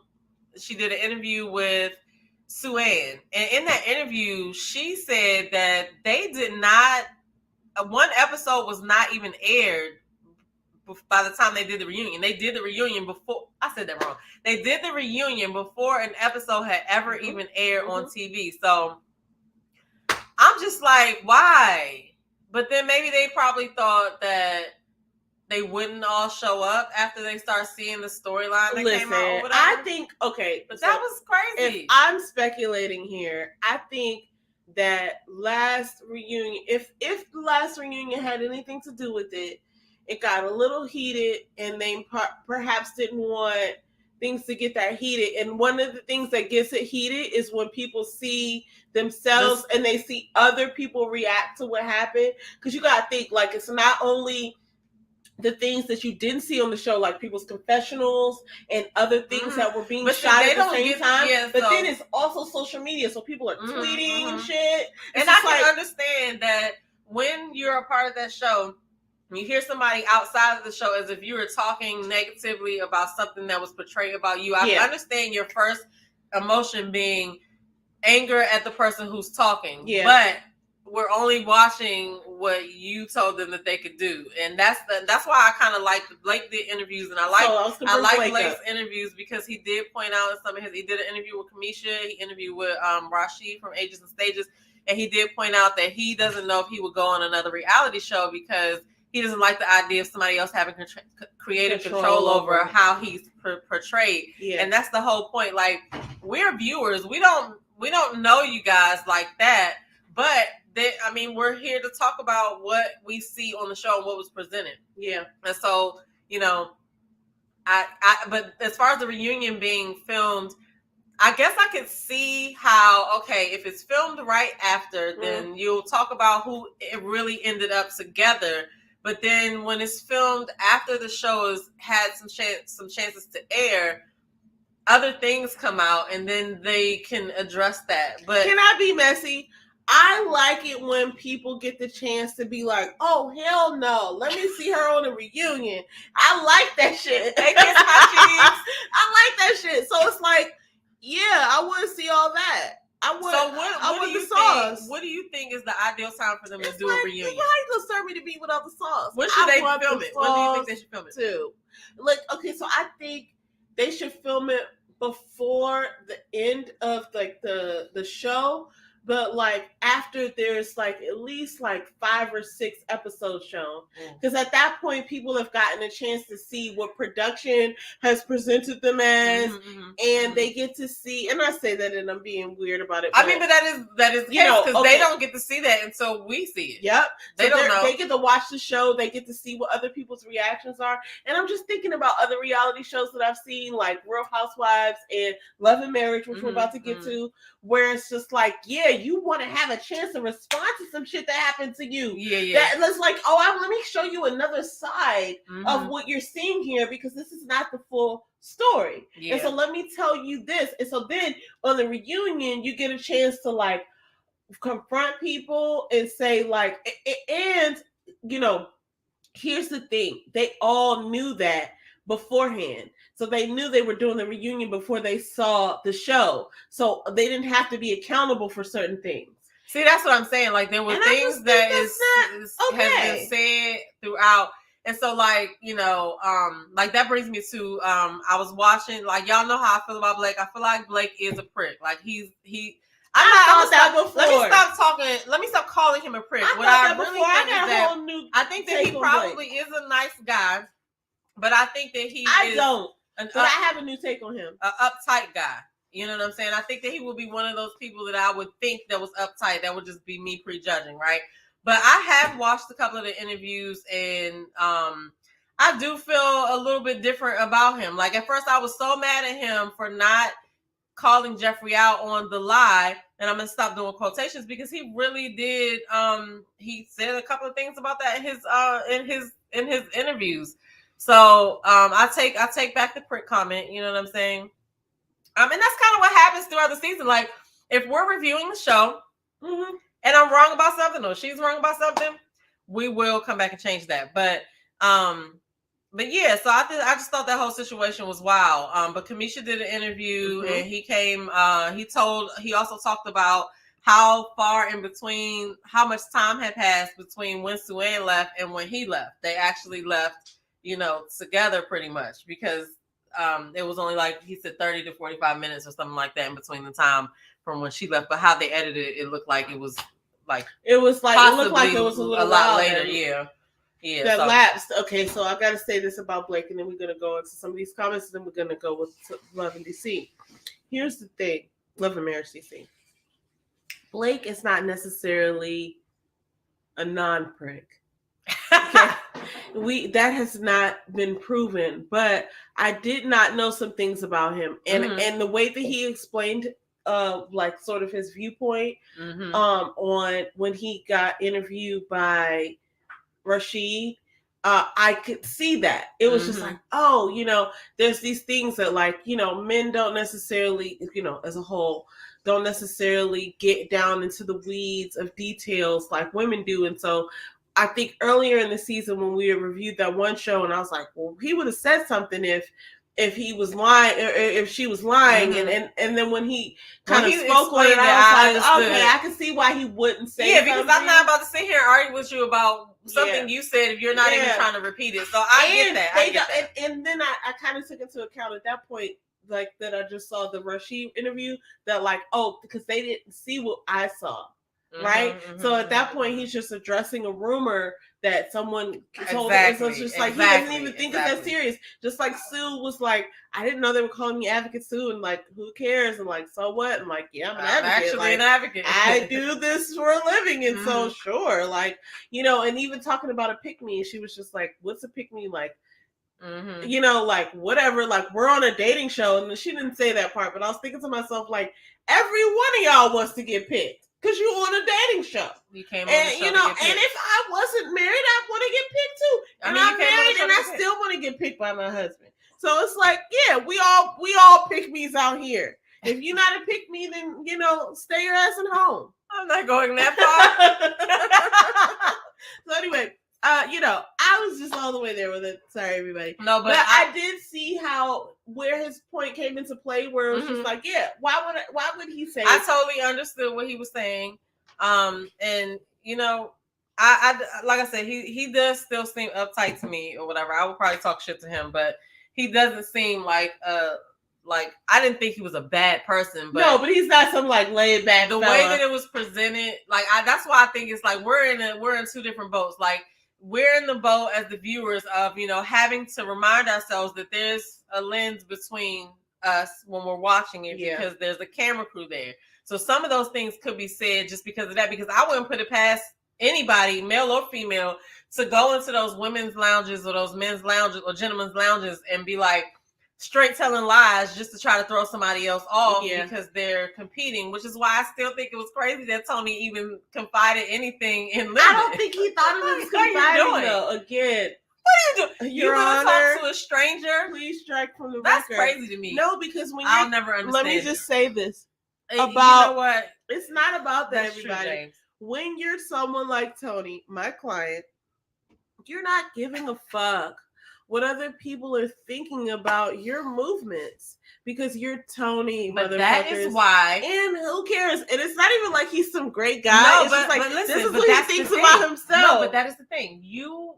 Okay. And even, let me just say this, even Andre isn't that, incoherent. Like, he's like, even Andre is more sensitive in a way where he's just like, oh, well, we're not going to be like that. But Andre is a little bit more flashy and like bravado. Yeah, because he's an island boy. Tony was giving off Tony's from New York vibes, though, to be honest with you. He was giving off a little bit of insecurity, and here's why. If you're watching people who support Tony, because I am his lawyer. So, here's the idea. He's giving off insecure vibes in these scenes. Thank you so much. Because he is, thinking of himself. And this is how you would know if you were insecure, people. If you want to take the Am I Insecure test, answer these questions. Am I always thinking about myself? Yeah. Am I looking at everyone's viewpoint on how I look in this situation, right? Like, what do other people think about me? Okay. If you're asking these questions to yourself, then you're probably a little bit insecure. He's probably not even asking himself those questions. He's probably not even asking himself those questions. No, because he's thinking about, because you know why? Because he's asking himself those questions. And he's like, oh, this person's trying to make me look stupid. Oh, this person thinks this about me. Yeah, so he's not asking no questions. He's making the decision that he thinks that that's what's going on. Yeah. That is what he believes, right? Yeah. He's not taking into account all the other viewpoints. But that's the whole interesting thing about this show is that, and this is going to lead me to something else about Blake, is that you get to date alongside other people, which you don't really get to do. Like, yeah, we have couples where we go and we double date, or we may do game night like that, but you're not dating in a situation with all of these people who are here for the same thing. Yeah. So it lets you see certain things, and it shines. I would think that it shines more of a light on the things that you could work on as yourself, because that's what's going to be highlighted on TV. If you're looking for self-improvement, right? But if you're not, you're going to be a victim. You understand what I'm saying? If not, you're going to be thinking like, why would you say that about me? Right, exactly. Don't you know that we're all having I get it, yeah.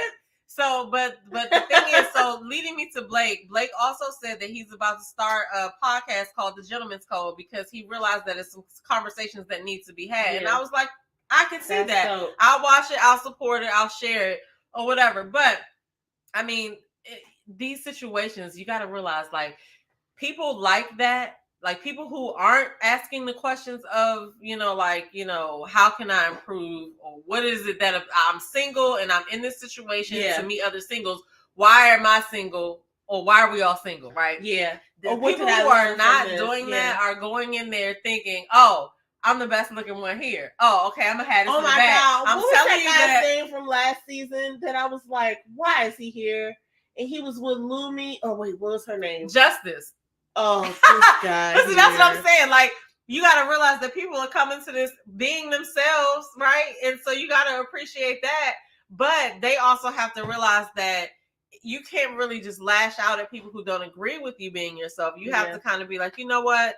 Let's see what does that mean? Yeah, because we're only talking about you because you decided to go on the show. Yeah. So, I mean, it's nothing personal or whatever. But the thing is, like, Tony probably thinks that he's like that. He probably thought that if he did sleep with her, he probably thought that was his shoe in to make sure that she was gonna, pick him. When you say her, if Morgan. He sleep with her, okay. He probably thought that he was. I think that he just likes to sleep with women. I mean, but he probably thinks that when he lays it down, that's what gets them hooked for sure, right? Yeah. He just comes off like that to me. I could be totally wrong. I'm willing to. Well, I mean, clearly you're correct. You know why? But then I also decisions. don't understand. Like, it's like sometimes you get into a situation and then you start to think, well, these are the choices, but it's not really the choices. Like, I don't see the fascination with Tony. But listen, I don't. But I'm not saying that. But once you get to know somebody, like, especially if you get past something that like kind of made you be like, once you start to get to know them, like, I guess that's what happened. You know what I'm saying? Because I feel like she could get anybody she wanted. You know what I mean? Morgan? Yeah, I I feel like for sure. She's a beautiful, intelligent woman. Like she could literally have marked whoever she wanted and gone after them, and they would have got, you know, for sure. Like she's like, we gotta catch up on these comments. Okay, but here's my thing. That's why I have to, that's why I have to introduce the possibility that perhaps she got deep down. I mean, because what else could explain it? That's why I said when he made that comment of she know I like why to eat, would she be upset? It looked like he ate. Why would she? What would have upset her that much? Like, why couldn't you just move on and say? I agree, Kiss My Cheeks. He does not move like that to me. He does not move like that to me. I would not have even been. So Ellen says we need to review Love is Blind. I need to do that. Wait, funny. Is that the one that I started watching? No, that was Put a Ring on it. Love is Blind is the one where they do the pods and they don't see each other and somebody has to propose. They were actually in DC. I don't know where this season was, but your aunt had posted on my Facebook talking about Love is Blind in DC. I was like, imagine me going on that show. Hell no, absolutely not. But yeah, we got to catch up on that because I heard that it was well. I'm not gonna say I heard it was good, but I heard Kiss My Cheeks and Abby talking about it and it made me want to go watch it. So. Okay, Kiss My Cheeks TV says, agree, film like they do on Bravo. Let them watch at least half. That's what I think too. Because they have to have some type of like notion of what, at least let me know where the storyline is going that y'all created. You know what I mean? And so we'll see how the reunion goes. But that's again why I'm so happy for the interviews because now I get to see who, certain people. Yes, I love the interviews. Yeah, I don't want to see everybody's interview, but it's certain people that I want to watch. Some people I don't really need to sit there and watch it. I mean, because here's my thing though. But it's other. If I don't like it, I'm gonna turn off of it. Yeah. No, but I like after you watch it, it's certain people that you already know their interview is gonna be really, really good. Yeah. This is true. I haven't seen any interviews with Morgan. I know she's been on one at least. I think I saw her. I saw some, or maybe they were just discussing her. Mm-hmm. But I thought she was on an interview, but I didn't see it. But I would love to see what her thoughts were.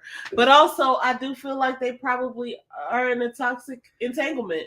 I mean, I don't know. And then she's going to allow him to explain away anything that he wants to explain away. But if they did the reunion already, right? How they felt at the reunion based on all of these shows that have played out, like they might have different thoughts now. So if they did the reunion, we're gonna have to take the reunion with a grain of salt. Feels like they did the reunion while they were still filming the show. But if they did the reunion before anything confronted him about Natasha on the actual show, so someone include her into that while they were still filming the show. Mm-hmm. So look how small the world is now. But I told you he looked like he was a player. He looked like he thought he was a player. And listen, I said that in the beginning, and guess what, everybody? The record does show that he is indeed a player. Let the record show everyone that he is indeed a player because he's playing these women. He's on the show, still filming the show, talking about, let me just let the record actually show. He's already banged out Natasha, talking about they were intimate. She has no say. We have no idea where Natasha is. She could be in the Dominican right now, trying to fight for her life. And then, I'm sorry, no hate to the Dominican, but a lot of people were dying out there a few years ago.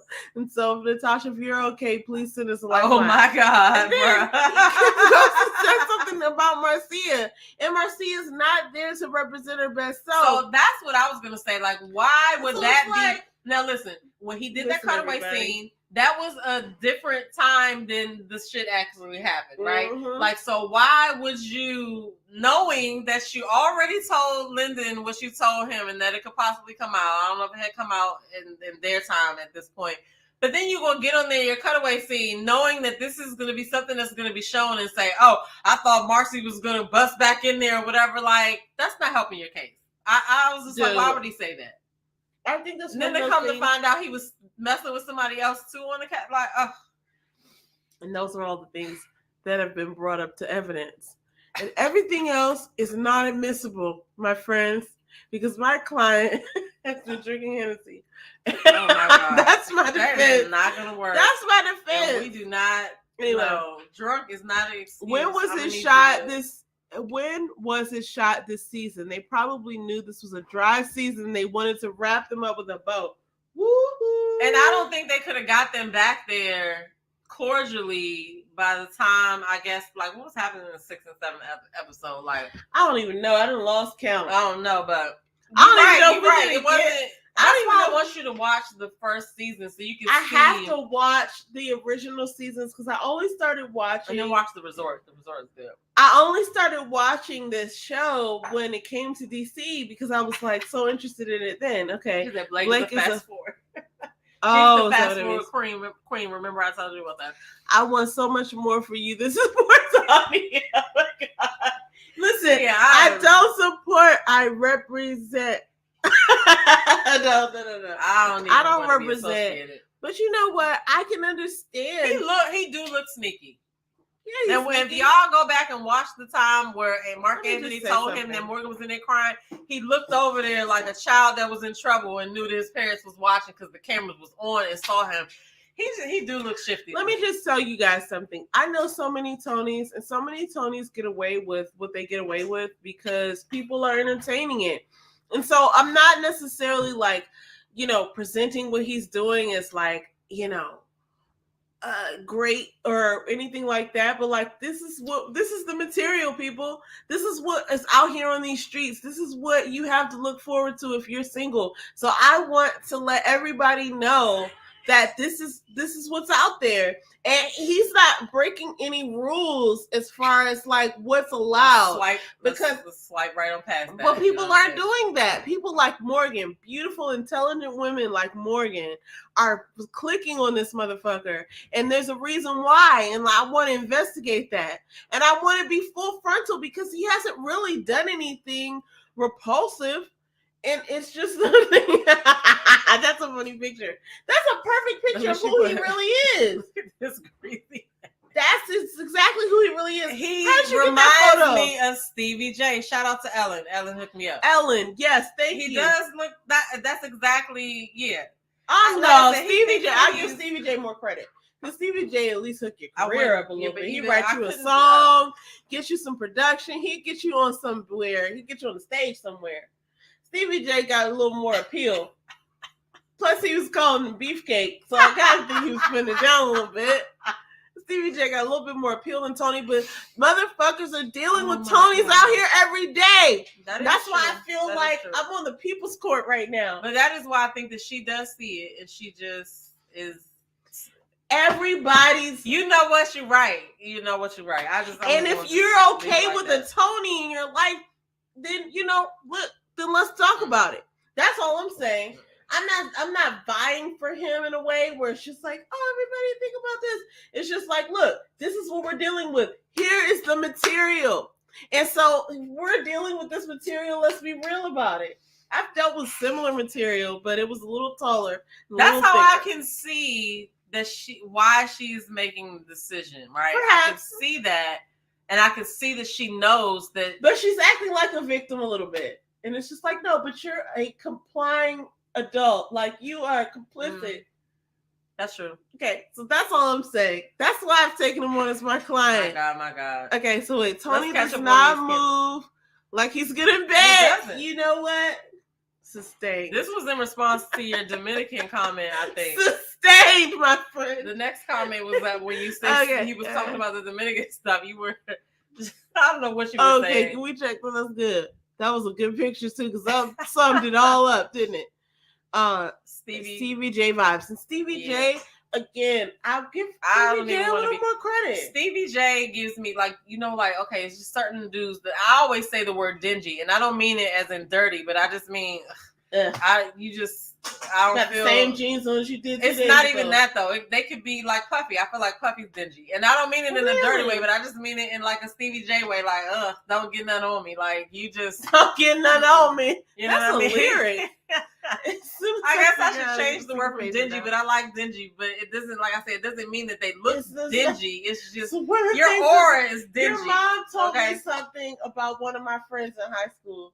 She said, She doesn't look fresh. Just not as fresh as most young girls. Yeah, I know people like that too. And that's probably what you mean. I mean, they could. He's not fresh. Well, no. Okay, so women that are not fresh, they just look like they one of my probably. friends, she was trying to call her a hoe, but she didn't want to say that girl's a hoe. Don't hang out with her. She was like, she's just not as fresh as most young girls. And I was like, Mom.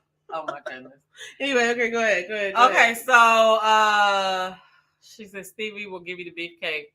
Beefcake. Broke Stevie J. I don't he care. Got Faith Evans? No, thank you. She not anymore. They're not together no more, are they? I thought they broke up.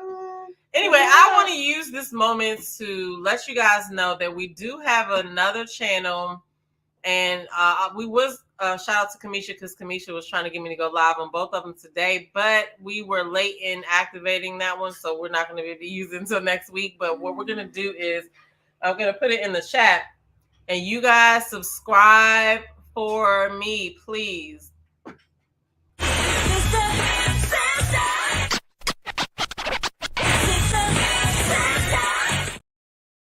That's our new channel. And we're going to move our lives over there. And we're also going to be adding some things to our shows during the week because she has stuff that she wants to elaborate on before we get to the show. Guys. And I'll probably have some stuff too. So we're going to be doing a couple of different things over there because we do have some interviews that we want to do with certain cool people that we know. And we like to share Black businesses. So that's going to be basically what we're going to be doing over there. So next week, we're going to be live on that channel. We'll probably go live on both channels just to make sure that we get our crew to come over there. And eventually we're going to migrate over to that channel after several weeks. So make sure you go over there and check out what we got going over there. We, like she said, we have a few interviews. We're going to have some things going on over there. So, journey with us, fam. I hope that you guys had a great night. Wait. We have to talk about Love and Marriage DC real quick. Because when I heard the word swallowologist, I was just sitting there like, what? That's an occupation that somebody can look forward to. Be like, I want to be a swallowologist when I grow up. Let me just tell you something. I feel like the term swallowologist is relative. I feel like you have to be able to Imagine it in Jeffrey voice.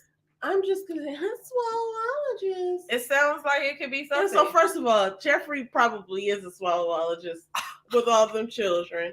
But honestly, you can be a swallowologist. I've never heard anybody. I didn't know it was an actual occupation like that. Now I have heard of people telling me about the classes where you can go to learn fellatio. I have heard that, but I didn't know that their names. Well, that doesn't mean that's what she does, but I didn't know there was such thing as a swallowologist. I sat there and I kept repeating it to myself for about 3 minutes and laughing out loud. Like, I definitely had some time to myself to think about that too, because we watched it together, me and James, and I was like, oh, I could see that. You know what I mean? But listen, if she is being hired and brought on TV shows to represent herself as a swallowologist. Let me say this. I think the name is hilarious, but I do think that it serves a purpose because I think she was able to help Jamie and Arena. Yeah. But at first, when I saw the clip, I was mad that Jamie was saying she wasn't the best. But then when I watched the whole thing, and she said something about her, and I was like, okay, they was talking about each other. Because I was like, dude. It was very tasteful that they didn't show what was happening. Right. Because they are a married couple, and like, what is their business is their business. Yeah. But I appreciate them for even bringing that to the screen. And you have to be open-minded to do something like that. Yeah, like, you have to be comfortable with, doing that. So, because they not only did it for themselves, but they did it on camera. Yeah. You know what I'm saying? So, and that's a very vulnerable thing if you think about it. Did y'all wash your hands before y'all? I mean, sure, but even if when Jamie put his finger, I was like, that finger better not fucking be dirty. I mean, he could have stuck. Anyway, we're not even talking about that right now. But it was, it could be considered gross. You think about people. Some people don't like fellatio. For sure. So let alone fingers. Like, it's a lot I wouldn't have done the finger. I'm sorry, but I mean, listen, when you're married to somebody for as long as they've been married to somebody, and this is why I appreciate them being so open and honest, because it's like they're having fun with it a little bit, because it's like they've been married for like 20 something years, and to let us in on that, it's just like a little bit of fun. Like we don't know what's going on behind closed doors, but like they are having fun with it. So I appreciated them for that. And the swallowologist, she couldn't even take me seriously, guys. I feel like I'm in elementary school now. Somebody when they say like a body part or something, people laugh. You can literally be whatever you want to be in life. Over that. You can be whatever you want to be in life. You just make up a name and go with it. Because I've never heard that in life. And this lady comes up and she says it, and I believe her. Like, why wouldn't I believe her? She says it's what she is. She said it. It's real. All right, so okay, let me get into this though, because honestly, there's been a lot happening on the show, and between Arena and Quick's health.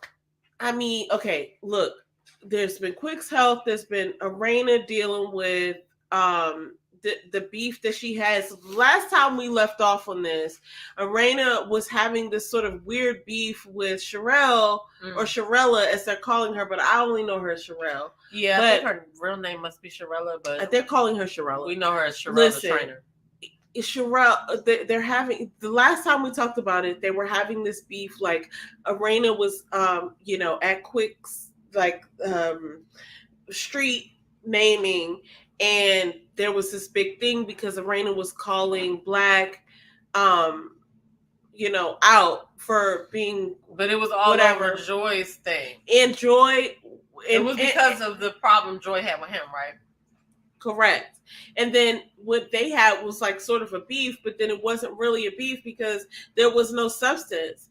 And then we kind of like fast forwarded through that. And then Winter comes through with something weird because I think Winter's just awkward, man. Winter's awkward, but I will say this. I appreciate her having a love interest. Listen, I actually am rooting for them. Okay, I really am I too. think dude is fine. I think that they look cute together. I felt like I like the swag. I like that. And I was like, okay, all right, Winter, I'm gonna have to, give you a little applause on that. I think she just is awkward. I think she's just awkward. One of the comments that I had she's about still irritating, but she was awkward. She's less irritating. She's less irritating with dude around, yeah. And I feel like it's a thing of an adjustment of like, I didn't understand where she was coming from, why she was there. But now that I see that she's, kind of pursuing something and then he seems to be engaged, with their whole, I like that he rapped on her song. He came out there cute. And they had only been together for like a month or whatever. And I thought that was fly as I don't know what. I don't care what Ashley said she said it was decent or whatever. She said it wasn't an F. I thought that, listen. That was I gotta say a couple of things because I have been pretty not anti, but like just not understanding what Winter's purpose was on the show. And I appreciated the idea that she came to Joy and asked her for like help with her stage show because Joy is a performer and like, yeah, you should seek advice. And Joy was there and she gave her some pointers. And then she, so that made me feel like she was taking that thing seriously. Then she met the guy and she was, she got him on the record. I felt like the guy, whatever I heard from him, like the few seconds that he had on there, I felt like he made the record better. I don't care what he said though. It was the fact that he was willing to do it and he came out there and just did it on the strength of the fact that he likes her. Yeah. I thought that was tight. It was hot. And then I could tell she was nervous backstage because everybody's always nervous backstage. It don't matter if you Beyonce or Snoop Dogg, you nervous, okay? When you got to go out in front of people, you're going to be nervous. Because you never know what's actually going to happen. You never know what's going to happen, and you're just trying to present your work. And I appreciate the fact that she, showed up and actually went through with it. And she did it. It seemed like she did a good job. She went through with it. So that was good. And I also am rooting for her and this guy. I am too. I don't know. I think they're cute. I think he's, I think he's cute. I think her attraction to him is cute. The fact that she told her daughter about him. She told her daughter about him, and I just like the whole dynamic. So we're gonna want Winter to keep the man so that she could be less awkward on the show, right? Because we all were wondering, like, What is she here for? Yeah. So but now, I get it. And I like how she's, you know, like I said, I think she's there. Like, I'm trying to get a check with y'all. Okay, just how can we just all get along, kind of thing, right? That's how I think about that. But so what do you think about the whole Joy and Clifton situation? Lord Jesus. All right, listen, guys. I appreciate all of the cast members. You know, bullshit. I don't appreciate all the cast members, but I love Arena, and I love Ashley, and I love Joy, and I love Clifton, and I love the husbands. Really, the show is about the women, to be honest with you. It was a little bit upsetting to me that it seemed like they weren't getting along, right? Like, so I saw that Sherelle and Joy weren't going to get along, and I accepted that, and it's like, whatever. Mm-hmm. And then it kind of spilled over, and then Ashley started to take a step of like, you know, okay, here's the thing. Ashley was wrong. I gotta say this, right? Because even though I love Ashley, I have to say that, like, when she shared someone else's personal business that she wasn't authorized to share, you got to take ownership for that. Now, she went and apologized and said... She immediately apologized. Oh, you know, this is what I said. This is what I did. Da, da, da. But then you cannot really have ownership over someone else's reaction. You have to wait and then see.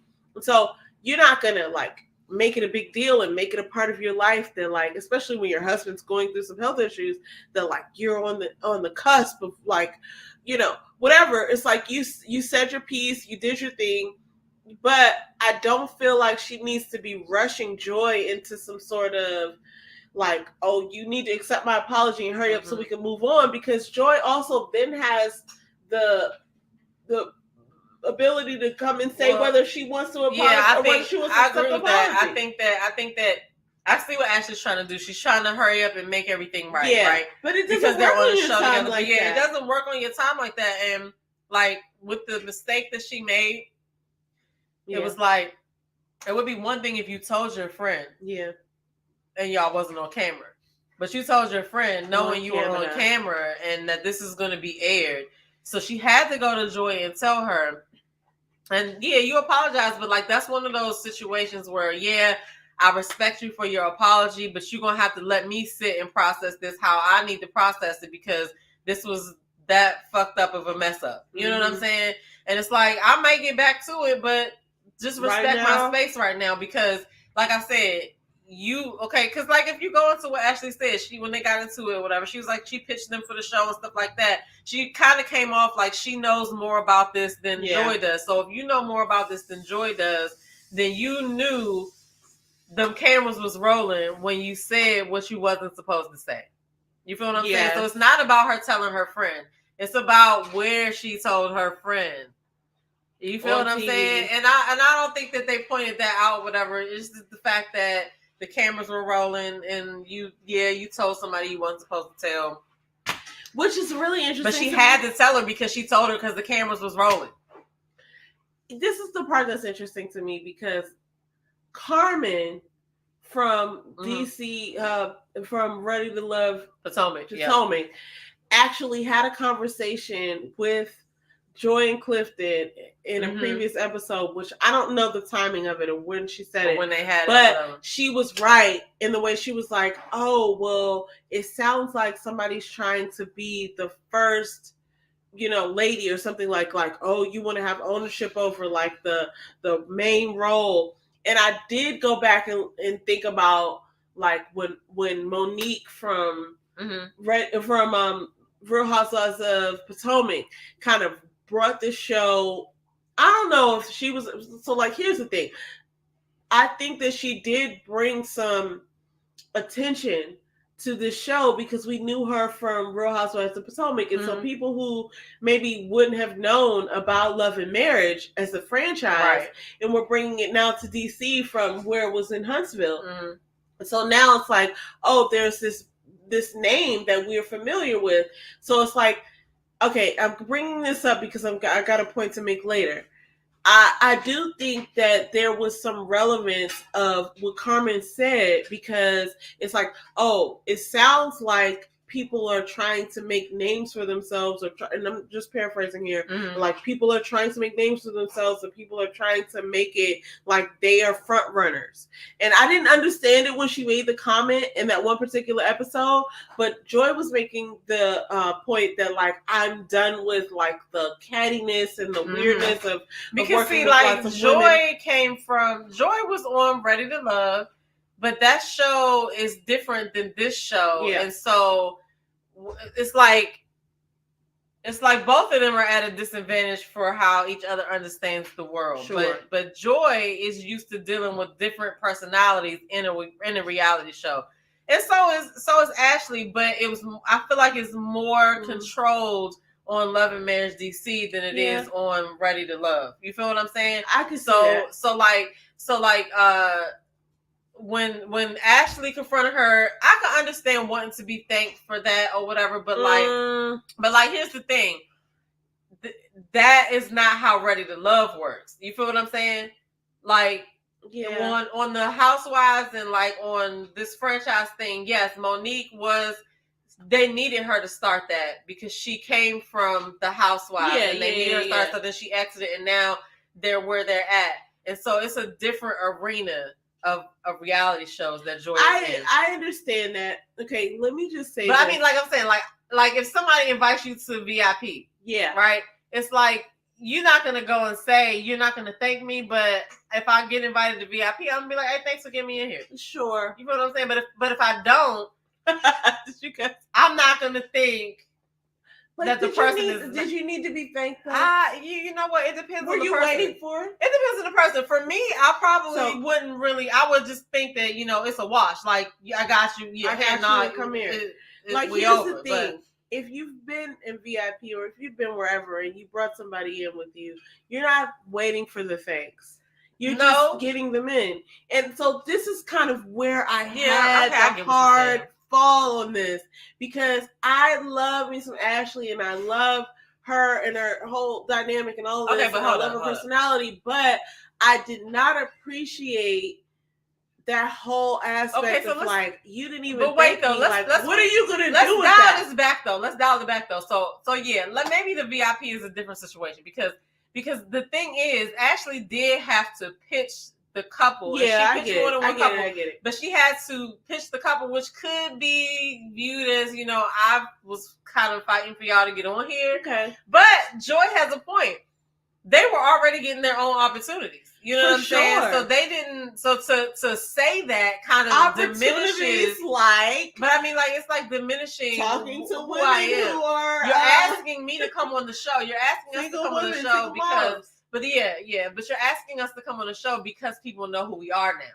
Not now, but like we have the spotlight on us now. And so I don't know everything about the situation. I don't know. So I mean, I don't know. But I have to imagine that they ran into each other in the circles of the small city that we live in, like DC, Baltimore, very close. We go to different venues. We do.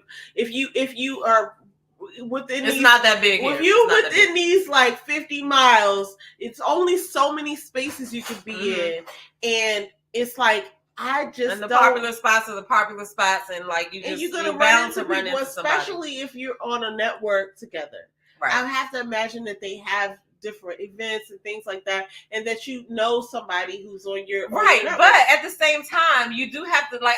I'm not on either side. I don't have a dog in this fight. I like Joy. I like Ashley. But like I can understand both sides because I understand Joy being like we were already doing our own thing. You didn't make us like she was like, "What you made me that?" Like Joy got a little bit of like I don't even know what to call it, but it's like this little bit of like rah-rah that comes out. And she's so I know you're not taking sides. But okay, so one, I understand where Joy's coming from because like whatever's for me is going to happen. Like I've been singing, I've been traveling all over the world singing, I've been doing this, I'm me, Clifton's him, whatever. But then I understand Ashley's side too because it's like a lot of the ways into those shows is through a cast member by knowing somebody and being a friend of the show and then being invited on, kind of thing like that. So, but I don't know whether I don't know. I don't know how the thank yous work, but I don't know either. I do see both sides. I have to say that I don't see both sides. And this is what we do here on This Is Life Sisters. We're going to be completely transparent with you. And so my sister, the diplomat, she's able to see both sides. I can see both sides. I can. And that is so... I can understand. But it's because of this. It's because slow clap, guys. It's because I like Joy on Ready to Love, and I see what the whole structure that came up from there. They got picked. They didn't even apply for that. Yeah. And so they didn't apply for this either. They got picked. So I could understand her thinking, like, why, if it wasn't you that invited me, how you know somebody else wouldn't have, right? You don't know how it would have ended up. But like for Ashley, she did have to pitch the show, and I could see how my fucking God. That sounds like my mom. This is God. The judgment that I used to hate when my mother did that, because it's like you already made up your mind. You're not even paying attention to what I'm saying. No, but I am, though. I literally am not your mom. I literally am like trying to hear both sides, because I no, but go ahead. Right. Say what your and so and here's the disconnect with like, me. Are you team Ashley? I mean, or no, Team Joy? I'm Team Joy. Okay. And here's the fucked up part for me is that I love me some Ashley, and I feel like it's not that she can't do no wrong, but like I just love her. She's so entertaining, and anything that she has going on, I'm gonna like buy her book. I'm gonna like tune in, and I'm gonna do this. But I think she was dead ass wrong, and here's why I think that. And so does King. King, come up here and tell him why. Okay. No, he just acted like he wasn't doing nothing. All right, here's the thing. I love me some Ashley. I love when she posts stuff. I think she's coming into her own. I think she's an amazing woman. I support everything she does.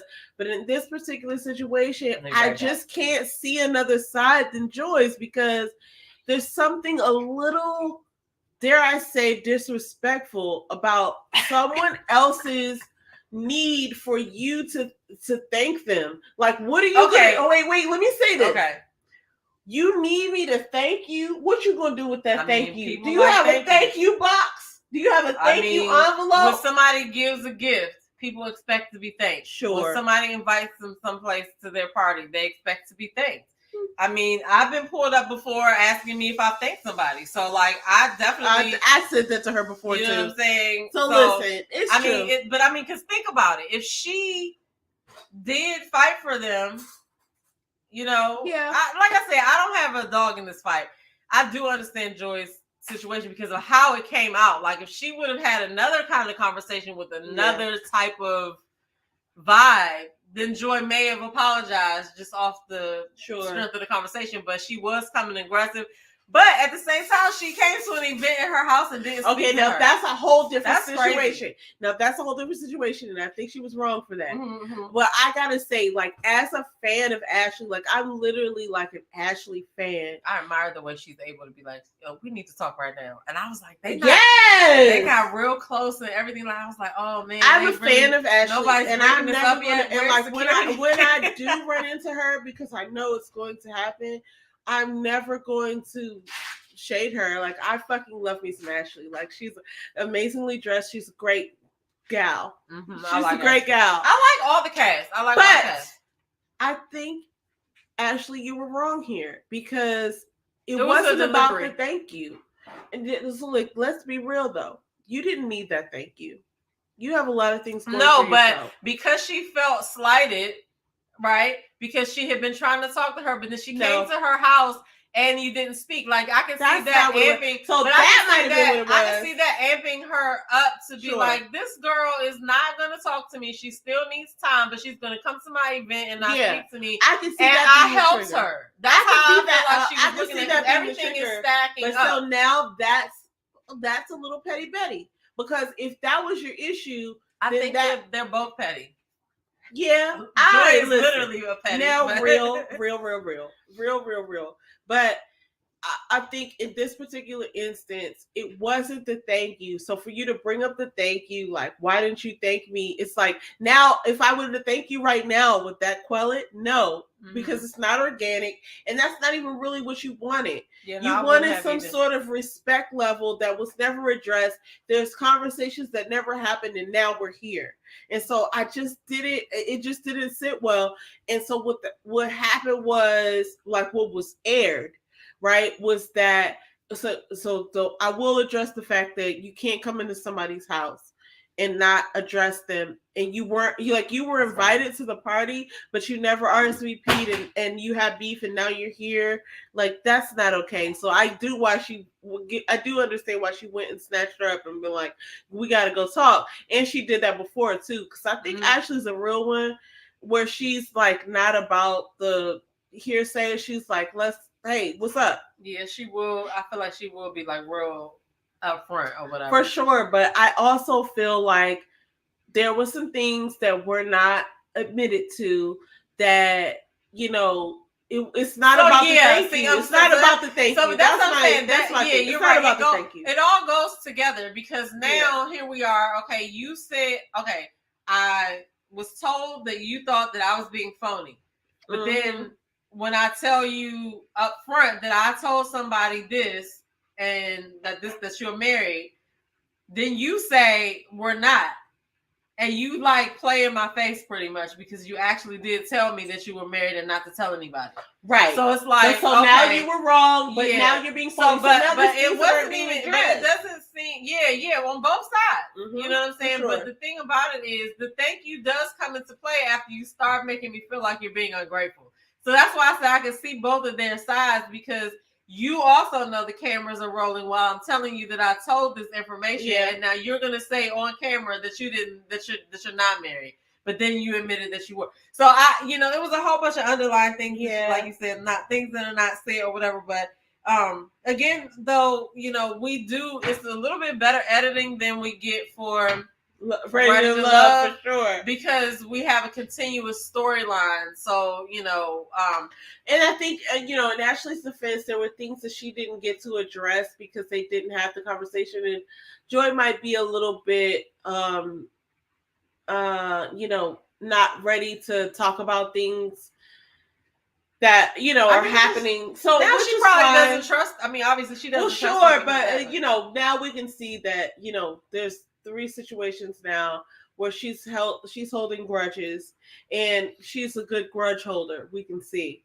And Joy. But you also got to think about how she's coming in. She's a new girl in there, and she doesn't know how they're gonna act. You know what I'm saying? And like in the whole marriage thing, like, I could see why they got married. He was having surgery too. Like, he was having surgery. So it's like, maybe it was a thing where anything can happen when you go into surgery. And if I love you and you love me, like, make sure that everything is straight before something actually happens. So I'm not even mad about that. There's a lot of things I think happen behind the scenes that we were not privy to.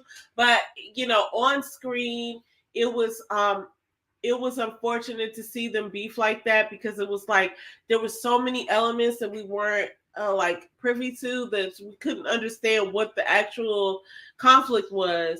But I had to, I have to imagine that it has something to do with, things not being said. Like, there were so many things that were not said that things were so sensitive when they did get to chat. But you can't go into somebody's house and not acknowledge that, I'm here, I'm in your home. It's not like some venue. You gotta read these comments too. Things not being said, and the fact that I don't know y'all right now, so I don't know people's dynamic of relationship, and it looks like y'all are being fake with each other. That's so I understood where Joy was coming from, because I don't know any of y'all, but this is how it's being presented to me. You know what I'm saying? We're gonna read these comments, and then we're gonna. But I do want to say I love the house that her and Clifton got on that water. Anyway, so amazing. I love all of their houses, though. Even the apartment they got for I don't even. Sorry. Okay. Anyway, who got an apartment? They got an apartment. Was it on the harbor? I don't remember. But so remember the beginning of the season where little Jamie and his dad got in a fight, and they had gotten like an apartment. It was just like a housewarming type of thing. Mm-hmm. I couldn't remember if that was on like the harbor or like Southwest Waterfront. Where Brittany lives. You talking about remember, but every place that they show, like every house that they show, I'm like, oh, I like this place. Yeah. So it's cool. Anyway, all right, listen. Shout out to Jamie and Arena for the representation of how some Black families are open and go to therapy for working on their marriage. And people didn't think Jamie would do it. People didn't think I really appreciated the fact that he is off the chain. I have to say that Jamie be tripping. I'd be like, what are you saying? You did not say that. Like how he was carrying her at the party when he was talking about content and stuff. I was like, bro, what are you doing? All right, so he's my client but too. then it's funny. Wait a minute. She takes on all the. Jamie is a client, bro. Like oh my God, Jamie. Listen, I'm taking on Jamie as a client like shit because sometimes as a wife, sometimes people like my husband will say things, and I've even heard other husbands talk to their wives crazy ways, but it's just like, whatever. I get what you're saying. Like, shut the fuck up, but whatever. Wait till we get home, type of thing. Right? It's just like I think that he had one of those moments where it's just like she wasn't really paying no mad attention to it, but just like whatever. Go sit your ass down. You know what I'm saying? I think sometimes people just say things and it's just like, okay, you're wild. But then when they was at the store, he told her, I was messing with you or I was looking out for you or messing with you when you was nobody. She was like, I was never nobody. And I was like, yeah, dude. I can't see her being nobody. Right, but if I was nobody, why you with me then? Why you? Because my thing is like she's always on point. I could never see her being nobody. But a lot of that is probably because of what he says. You feel what I'm saying? I don't feel like Arena is able to fully, truly be herself as far as like not having to always present a certain way because of what he says. Because Jamie be saying some off the hook stuff, but I get it. You know what I'm saying? I get their dynamic or whatever. But sometimes I'll be like, oh my God, I can't believe Jamie said that. Heard. Anyway. Okay, so then we got LMV said Jamie proved me wrong. Didn't think he'd go to therapy, and he went twice in one season. Yeah. Hello, like the therapy I'm proud with the son. I was loving it. Yeah. And I think so many people can grow from that. Just the idea of coming out of your box and being like, you know what? And I like the way little Jamie at the end of the episode was like, what's up with that number though? He sucks in the therapy. He's like, hey. He was like, I don't have no cards, but I'm gonna get at you because as your dad. He's like, yeah, give me that number. Run me them digits stuff. I like that. And then he ended up doing something amazing and being a part of the coat drive. And that was amazing. So I appreciated them showing that. When Ashley said, Arena, you can go too, I was tickled.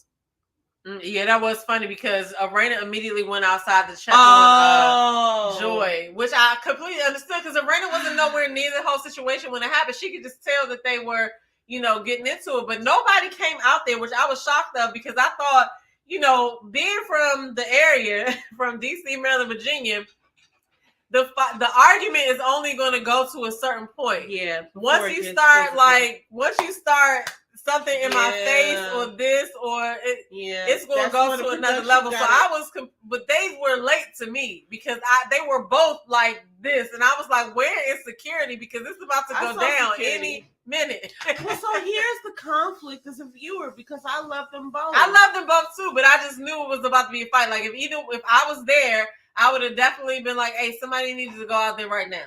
Because and here's the thing, it was on the way. I talk about the conflict as a viewer, even though it's probably not even that serious, but I just feel like people have to make their shows popular. I'm not saying that they're doing that with this, but like I would like to feel like there's more seasons to be had, and so I felt like Ashley almost broke the fourth wall a little bit. When you say fourth wall, it's like production has to get involved. Craig told me what the fourth wall was. So he was pressed. I can explain this to our audience. Yeah, so the fourth wall is like Tony broke the fourth wall when he looked at the camera. When someone has from behind the scenes has to become a part of the scene in order to make things make sense. That's the best way I could explain it. And so, I don't want to pick a villain and a protagonist. The fourth wall is breaking the barrier between audience and production and the star. So the so fourth like if wall they is look spoken. directly at the So, camera. So wait a minute. Talking to us. Come and say that, please. Come and say that. You No, have you to come. can't get over here because I All couldn't right. get So past what to did go you to say? that. Just say it audibly I so think that they our heard. audience can hear. The fourth wall is actually when production is not involved, and production is the middleman between us and the star. So the fourth wall is the star talking directly to us, and production has no idea. So it's basically it's so easy for us as creators because we don't have a production team. There's no fourth wall. We're talking directly to our audience. Yeah. But if you are on a show or a movie and you look at the camera like, this is crazy. They don't know what they're doing. You're breaking the fourth wall. You're breaking the fourth wall. Idea, and it's a direct Okay, got it. Okay, so our production Thanks, just broke that down production. to us. And so our production just broke the fourth wall. And that's but it was necessary. Yeah, exactly. It was necessary. And here's my thing. As a viewer, I love them all. I love Arena. I love Ashley. I love Sherelle. I love Joy. Like, this is one of the cast. I love Winter. And yet I did not. Not say that. What's the But I can name? respect her. I don't know his No name. disrespect, Winter. No but disrespect. I love him. Listen, I love he's dude. cool and all, but we don't He's know cute. where this is going, and we don't trust your judgment yet. But I feel like I love all these people, and I want everybody to win. You should. Yeah, and I want everybody to win, and I want Winter to win too, for sure. And the idea that is presented that like I have to choose is a little bit conflicting, right? So, I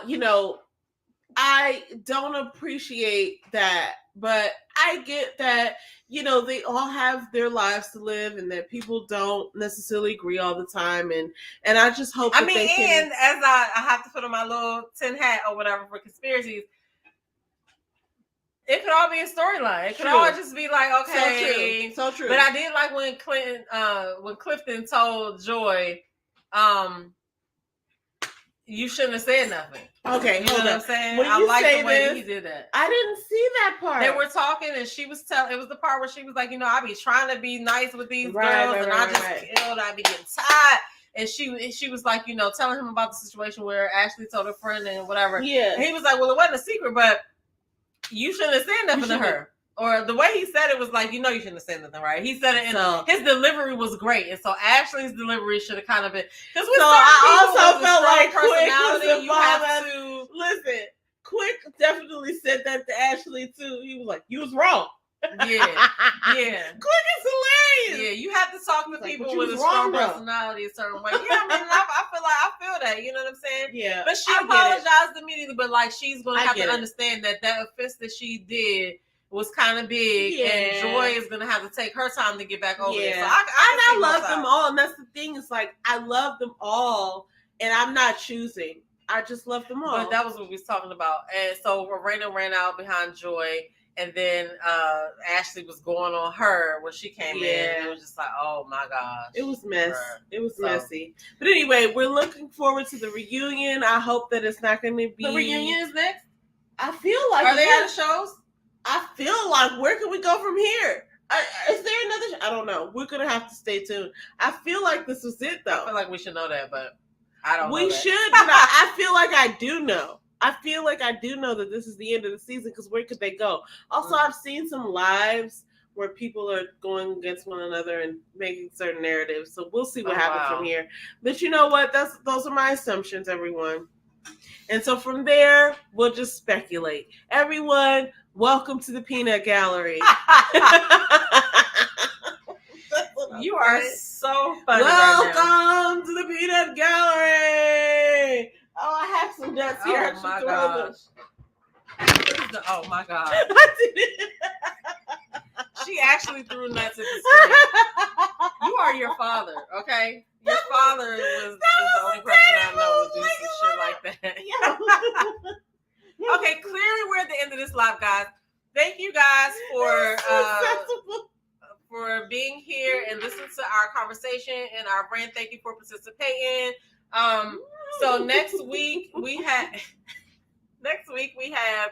the I guess it's I don't know if she's right, y'all. Is the reunion next week for Love and Marriage? Where can we go from here? Can they climax higher than this? Well, I know that for Ready to Love, we have one more episode before the reunion, so we're gonna be looking forward to that. And then we'll go live from the new channel next week and this channel. So tell your friends and tell a friend to tell a friend and all of that. And make sure you subscribe. Believe in yourself and buy a t-shirt for Misdemeanor Joe. The link for the new channel is in the chat. Also, I do have a website. It's misdemeanorjoe.com. And if you guys want like motivational teas, like this is my Peace Love shirt right here. Something simple, whatever. And I did that little Believe in Yourself shirt. But there's other stuff there.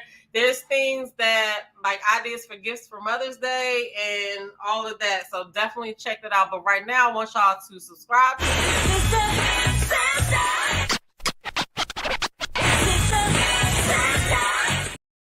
I love that. All right, so but we're gonna see y'all back next week. We kept y'all overtime this week, but that's okay. We love y'all, but we gotta go eat now. So and what are your last words?